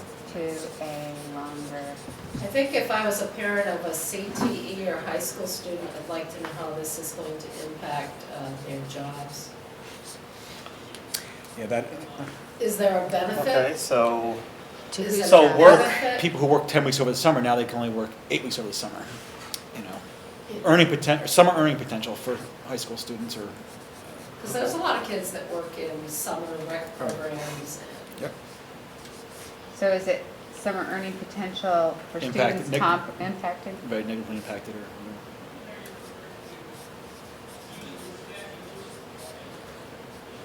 Is our tourism industry impacted negatively? That's a good one. I'm sure you're gonna hear some I input can from write that, that one right? down. With school going all the way, let's see, intercession actually is, the intercession actually goes to the last week. Skiers will like it. More time off. Why during- did we eliminate July? It's the only time the kids, No, I don't really. Right, that's the 30th question. It's funny that there's no July on this.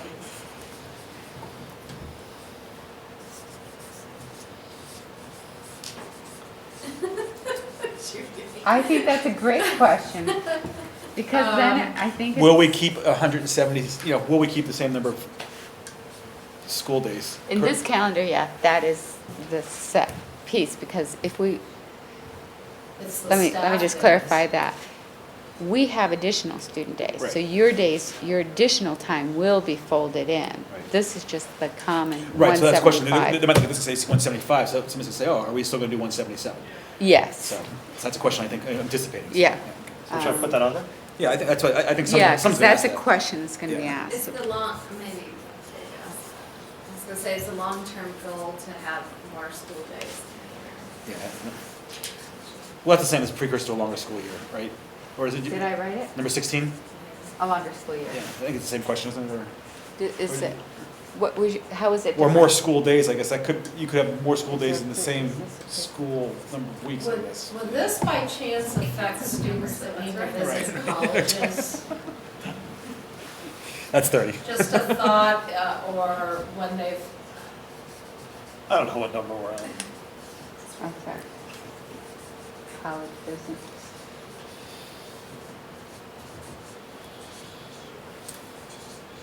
because I mean, I'm hearing you may want students to be involved in How the much? 5, 4? intercessions, but how's that gonna work? The conflicts of the Mhm. things they've been Just a little involved bit. in do. Mm-hmm. So, I don't remember previous. I think we have 30, We probably do. because somehow, yeah.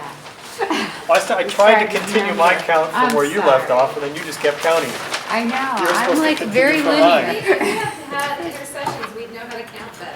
That's right. So now, what we have to do is determine what themes you see in these questions. what about busing costs? Because you've got special ed students. We don't have busing. Oh, we do. We have Oh, special ed that's right. transportation.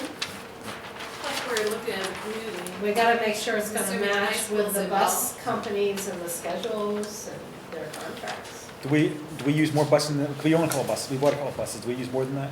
Trying to figure out a way I can hold this I up here. know, If we own, this is awkward, to say the least. 'cause Well, I that's needed to write the case. smaller, and I didn't do that. Well, I've seen, so I think we can special hold it. services transportation. Yeah. I guess we're coming gonna in have to, Our neighborhood, unless we morning can and think afternoon. of. All right. Would be good. This is the best we can do, is we're gonna hold these up here. All right, so Try when that, you two look at your questions, questions now, your 30 questions, what themes pop out to you? Money, Costs, Childcare, how costs, the program's Costs. gonna work. benefits, gotta write down themes. Yeah. all right, pluses, minuses, I guess. Would you mind Charlie's holding gonna this write. so that? Oh, okay, will you write down the themes, Charlie? yeah, I'll write it down. Where are they supposed to go? Okay, so costs I heard was one, childcare. Could you see that most frequently? And is Diane? Denise, I'm sorry, are you copying those down? Those questions? Oh, Denise, that's great. Awesome. This is our overachieving board. That's fine. What we're gonna do and what we did at some of these to determine the theme is we put the questions into a Wordle, and whatever words popped out the most gave us some indicator of the themes. So we've asked Denise to copy them in, and Michael's gonna do a Wordle with it. But for now, cost is one. Childcare, I heard, was the second one. Benefits, I mean, but, you know, I think the Benefit biggest impacts. thing is they're going to say, what benefits? all right, what's the potential? The costs are one thing, but what benefits are there really in doing this? So just to push back on that a little bit, benefits for children, benefits for families, Benefits for children. benefits for teachers, Benefits for children. benefits for learning. The That would student be learning. the only reason we should be considering this is in the best interests of the children. Right.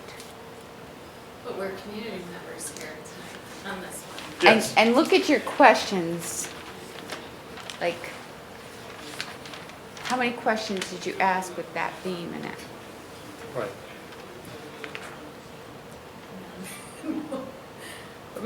You asked a lot of Well, it questions, did, but your 'cause, questions. You know, here's, what- is this a benefit, you know, summer earnings, if they don't take place, these are all benefit I impacts. see that as impacts. Right, well, and benefit impact, I'm kind of thinking it's the same thing. If it's not, Okay. if it's not a benefit, it's So an maybe impact. we right? need to add a question, what are the benefits? Yeah. Well, why, Wasn't that okay, why? when I did why, I guess that's, you know, why are we doing this? You don't need, but Right. Yeah. what are the benefits, I guess? Where's that? So do you want to go with the benefits theme? What are the benefits? Cost, benefits, and impacts. I mean, impacts can be more than just students, you know, it can be to childcare, it can be to earning potential for summers, and so what are the benefits, what are the impacts, what are the costs? I see impact up there a lot. Yeah. Yeah, It's so I the see, you know, we're talking logistics. about You're asking a lot of Impact would be logistics. your key message one. scholastic or you know, sports programs, extracurricular activities, impact. I think the third one should be the benefits, Right. and the second one, the costs. Right, why are we doing this, right? It's- We're just going to have to do three themes for tonight. Oh. The three themes, and we aren't going to do the other part of it tonight. So cost, impact, and benefit, is that your three things, or? Cost, impact, and benefits? Okay, so which is the most, The most important is the Important. impact. and, okay, so if we say the cost, which one do we say? Cost, I think, Cost. would be message two. So the benefit's the most important. Cost is the second most important? Well, do you consider the impacts the same as benefits? Well, no, because you could, you know, the benefits is, you know, additional learning opportunities for students, but the impacts might be less money. Okay. Completely different, right? I think your key message one are the impacts. Okay, so And then I that's think our your- most. Well, you I think don't want to focus on the negative though, right? costs- You gotta be careful how you do that, right? You want to talk about the impacts, but I don't think you want to focus too much energy on the negative, right? If there is impacts, if it's to dispel the impacts, you know, what people think of as impacts, then that's fine, but Right, you want to, assuming we're supporting this, you want to deliver a positive message. So here's the benefits, you know, here's the cost, hopefully it's small, if not anything, and then here's the impacts, you know, they're minor, don't worry about it. That's And work I- fine. Because they Okay. said the most important message is one, the second most is the three, which I think is the benefits. Impacts one, costs second, message three, benefits, Okay. because the costs really, if it's in the best, if this turns out to be in the best interests of the children, the costs to me are irrelevant technically compared to benefits and impact. right. If you can solve the impact that it causes, whether it's positive or negative, I'd like to add one question, Of course. We're done with that, and Vicky. that is the kids going to college in the fall and how that affects the schedule for them. Because if they're going to college the first week of August, and they're not out till almost the end of June, right? Now, it'd be interesting, like my school system I went to, we didn't get out until the third week of June. We always got out June 21st, 2nd, somewhere in there, so I was always used to that. So is this so different than the national average? And what is the national average of, school getting out? Is it the 14th, Yeah, I don't 15th, or is know. it more like the 21st, In 22nd? South, they don't go past Memorial Day. Oh, really? Memorial Day is the last. Now, Right do you before start- is the last day of Did you school. start earlier, or just had less Start vacation time earlier between, in or August. less school? My Okay. stepdaughters, when they lived in Oklahoma, they were home with us. My husband had them summers, they were with us by the second week in May. So all their friends here in Vermont, and they still had friends, were still in school. So that was kind of an awkward month for them. Yeah. And they left, and they started school at the beginning of August. So you're closing the summer travel. Yeah, I get a free place at the Cape because our school gets out a week earlier. I'm gonna lose that. So just to make sure I caught your idea. Impact cost benefits. Impact cost benefits, that's And your impacts three. can be negative or positive. But Correct. those are your three themes. Okay.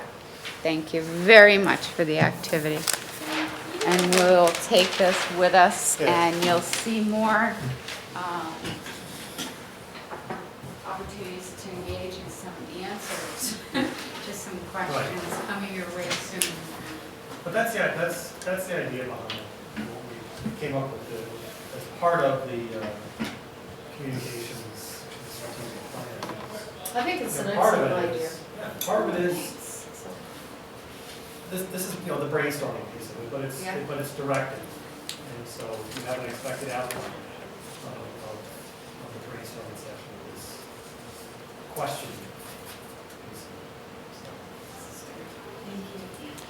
Yeah, it said region calendar. I mean, who's in this region? Is it? See, these are all your questions. Well, Who's in the region? Run it. Right. There, ready to go. I can answer that for you. Not to prolong it. It's Chittenden County, Okay. Franklin County as well, and some of Addison County. Not so fair enough. Sounds with Georgia. Now, other ones just not considering it, or have they considered it and said they don't want to do it?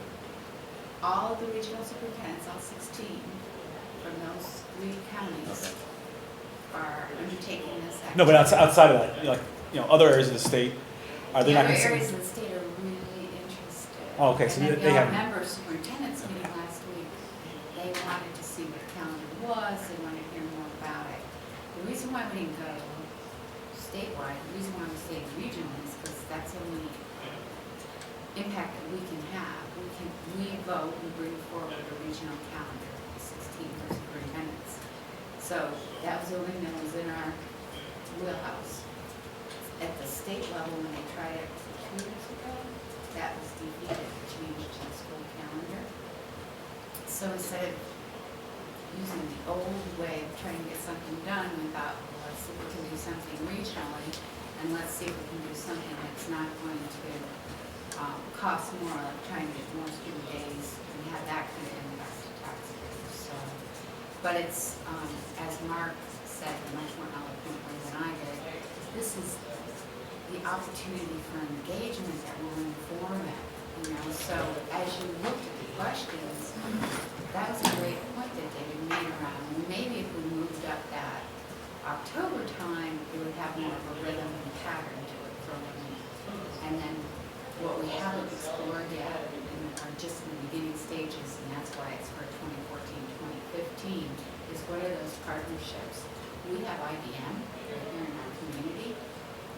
Somebody was talking about how they go into the schools like Hiawatha, just had a week-long experience with engineers. Right. ABL did it the year before, and it built wind turbines. Right. And so if those engineers, Marion Lawler is in the part of this discussion, talking about, well, how can we send our engineers in to provide some learning opportunities and robotics opportunities and make those intersection opportunities so attractive that kids gravitate to that kind, that's where their interest and passion lies. Could have some opportunities that don't currently exist. Do you think it gives less time for parents? If the big question here is going to be, right now, as it is, 175 days is the same amount of time we have now. But if I had a week in October,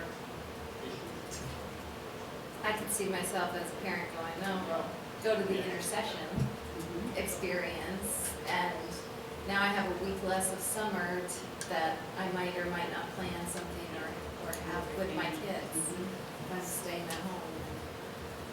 You know, I don't know if that's good or bad. I think initially, when a schedule like that happens, I think initially, parents will probably have kids out of school for their typical vacations where they wanna go in places they wanna go, so you'll probably have, you know, more people having to come back and take advantage of your sessions too.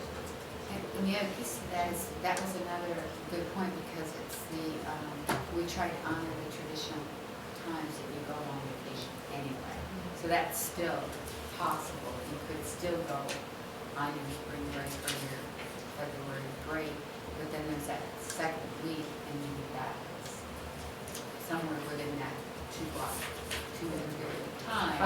You offer some opportunities. I think what's awkward on that schedule is what Dave said, you've got 2 or 3 weeks in between the fall. Yeah. And so all of a sudden you're there 2 or 3 weeks, you're out of school, and I know it takes a while to get the kids back. And then the end of the year, you've got 2-week blocks. To me, it didn't look consistent. But how would people react to taking away 2 weeks of Christmas or Thanksgiving. So when one of our superintendents went to Arizona, saw some school systems there, and they're consistent. It's 7 weeks on, 2 weeks off. 7 weeks on, 2 weeks So off. that, okay, I was just gonna ask why So 2 we weeks said, rather well, than 1 week? how do you deal with the Thanksgiving period and the December typical traditional holiday period, and they don't do Thanksgiving? So coming out of the gate with a change to the calendar and eliminating Thanksgiving. an American They go holiday, to school on Thanksgiving? apparently, she said they do not. Okay, well, some schools also, I know don't have, you know, it's Thursday and Friday, they go Monday through Wednesday, Yeah, so. Yeah, they might. They might just take. And maybe that's an option to, you know, maybe that's an option to consider. Maybe you only make Thanksgiving 2 or 3 days and, you know, then shorten the end of the year a little bit or something, you know. Yeah, That's those a are give and take all there, good- right. Good conversations that lie ahead. Okay, So- well, that's very interesting, thank you, and let's move on to the consent agenda. Did you bring minutes? Where I want with to you? pull the minutes from January 14th. You know that Denise, we're pulling the minutes of January 14th from the consent agenda? Remind me, why pulling that? Because I didn't bring them. Oh, okay. I was Oh, doing them that's that fine. day and, is that? I couldn't get off of work to be there Oh, at so, Fleming, was it? No. Yeah, and then I just totally forgot to do them and then I.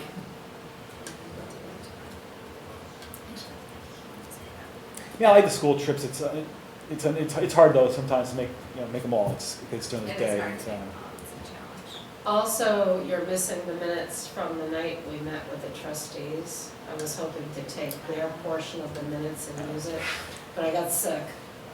And I haven't felt like sitting in front of the computer. I'm starting to just get my second wind today. So I'll get those done. All right, so our consent agenda consists of approving the warrants, approving the meeting minutes from March 11th, accepting the retirement notification, accepting resignations, authorizing the allocation transfer, we talked about earlier. That's for the psychologist. Mm-hmm. Accept request for the leave of absence. Do you want to speak to more? No, we didn't really discuss that. Approve school year 14 school calendar and the professional appointments. Now, the calendar we voted on separately, I thought. Can we discuss, before we vote, can we discuss that request for leave of absence? Or just that leave of absence, because I know we can't name names, but it's interesting that it's going to occur like around the 1st of October. So I'm assuming that, and she wants to be gone the rest of the year. So I'm assuming that someone would be hired to start that August, September right along with her, Correct, so that there's an even flow. yes. Okay. Now, is that typical, because now you're hiring a substitute for a month when, you know, No, Teacher's they still gotta there. hire someone full-time, that person's leaving maternity leave, she's taking the whole year. Well, no, she's gonna come in for the first 6 weeks. So that part, I think might be with a sub, so that's That beginning to sub know. becomes that person that Yes. takes over. Yes, there'll be a carryover. Right, but is it the whole school, like the whole first 4 or 6 weeks, or is it typically a week or two, or is it? It's typically 2 weeks, Oh, but okay. with this population, it might be different. Okay. I mean, it's, Because it's English as a second language, Right. My concern Yeah. is No, no, consistency. yes. You don't start out with one and then change them, Mhm. and, anyways. Yeah, So I make a motion that we approve the consent agenda. Moved by Marla. okay, but just 1 second though, we voted on the school calendar. No, we voted on changing the, this year's school. this Right. year's school calendar. This is for next year's. Oh, okay, I'm sorry, okay, okay. You getting calendar over this? Who I'll second. seconded? Oh, okay, we voted on, I'm sorry, whether to, I'm sorry, you're right, okay. So That I'll was second. the snow day thing. Yeah. So Michael's second. Any more discussion? All those in favor? Aye. Aye. Opposed? Consent agenda passes 4-0. So we surely want to accept those retirements with some pretty long-standing long-standing teachers. Yep, Gratitude Diane Sweeney and and Willis well Palmer. wishes, yeah. They've been here for a long time, I'm Well, not familiar with those, not familiar with those teachers, they've been in our school a long time? Yes, Okay. and so that's, and also you approved their new hires too. So I have your contracts here. Oh, awesome. So you can sign those. Okay. So you have a new PE teacher. Future agenda items. Are we going to have Mary Morris or Jeff Carr come in and speak to us again? Or About the merger stuff, and about, Jeff Carr said something interesting, he talked about a park and recs district. So I would be curious to So- get, even if they don't come before us, I'd like to know what the difference is between a parks and recs district. I think a lot of people had questions after that meeting, so I think it might be a great idea to ask them to our main meeting. I think there's some anxiety over the, EJRP issue, so I think, sooner we get in front of that and start answering people's questions. Yeah. Lincoln Park conversation. Mary Morris and Jeff Carr. Is this future? Yes, Future future- agenda items, sorry. Okay, so, I'm sorry. It's a discussion with Jeff Carr and Mary Morris on their study. They're doing a study of merging of, or studying the possible shared services amongst the town and the village. So Mary Morris and Jeff? Jeff Carr. Jeff Carr, CARR, and it's a shared services study that they're doing.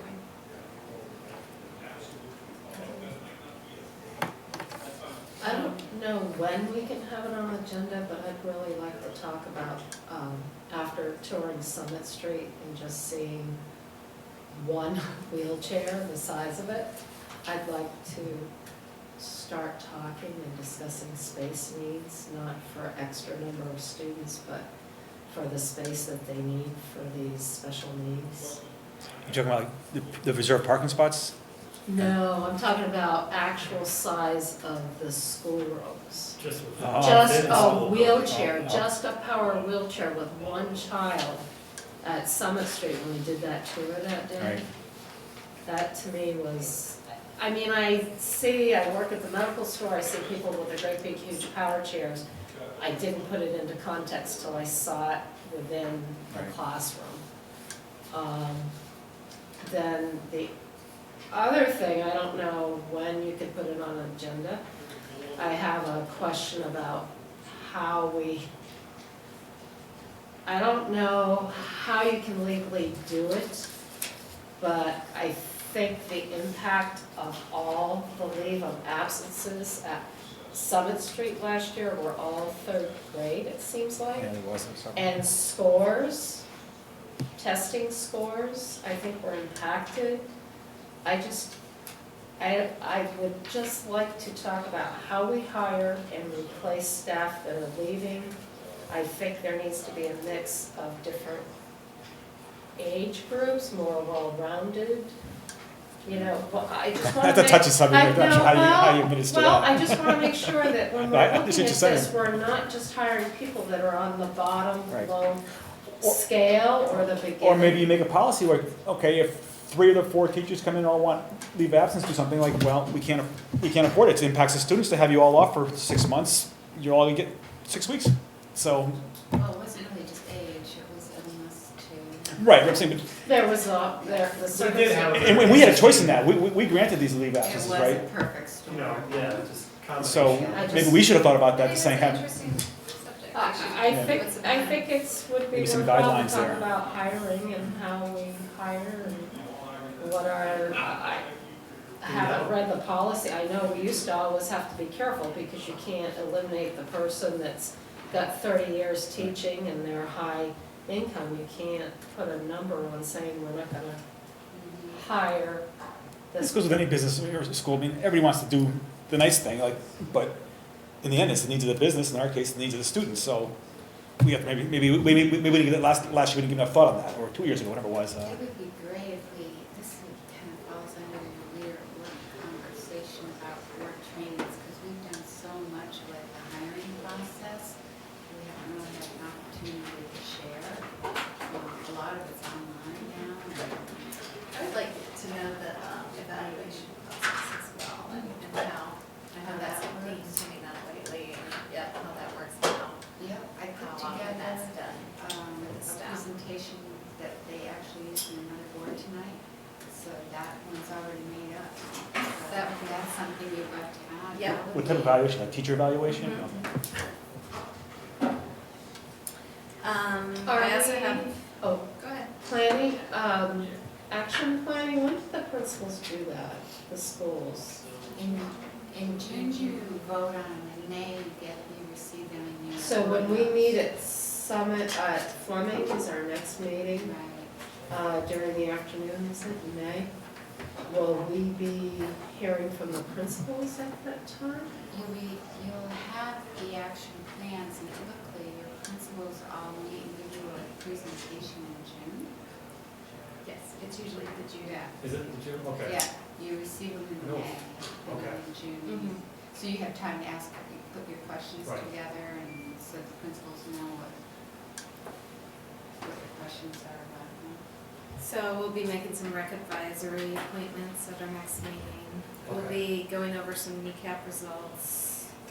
And I think we'll also, it's not listed here, but don't we have the 153, 156 discussion scheduled at the district level? That's gonna be the SU level, right? Well, we're supposed to, Oh, Talk we're to supposed to the bring it back districts. locally. Yep. The main meeting is for that. Oh, the main Good meeting. catch. Act 153. Gee, That's so another 4 hour meeting. And then, we also, do we have, on there, we need to, schedule end of year retirement parties and, attendance, at various end of year activities, whatever they may be. And designate ahead of time who's gonna say something. Well, yeah, Michael and I, was it last year, or maybe 2 years ago, we looked at each other like, I think it's Michael, you do a great job. just, I wanna, before we conclude, I input all the, as much of the information as I could real quickly into Wordle. And here were the 3 largest terms that came out. The biggest was intercessions, and then the next 2 were calendar and programs. now programs, I Well, assume, programs are, that's the words we chose to use Right. in asking our but I think questions. programs is related to intercessions, right? That's what programs are being, I think that was one of the Well, same. sports programs. Oh, okay, right, that's right, yeah, okay, yeah. Yes, but how they relate to intercession, Right. but anyway, that's how that came out, just using the words that were put in. And programs, yeah. Yeah, those were the 3 that I came up with just in, basically, I mean, Wordle basically is doing nothing more than just a word count, you know. Now calendar, I would suspect, because that's what we're discussing is calendar, so what was the next one? School, days, support, and child were the next largest terms that came up in the, and this isn't, I mean, this isn't scientific or anything like that, it's just, Right, because the word calendar you expected to see because that's what this is, and their sessions is, yeah. right, it's just another way of looking at what we But came programs, up with that's, for you know, questions and. Okay. That's something we didn't pull out that, It makes good sense that when you think of it from a community perspective, like, what is this thing called intercession? How do they view it? You Right. know, all the logistics about it, it makes good sense. All right. This meeting is adjourned at 10, something, 10:13. that's not bad. 13. You couldn't call it 10:15? Couldn't do it 10:14. We started at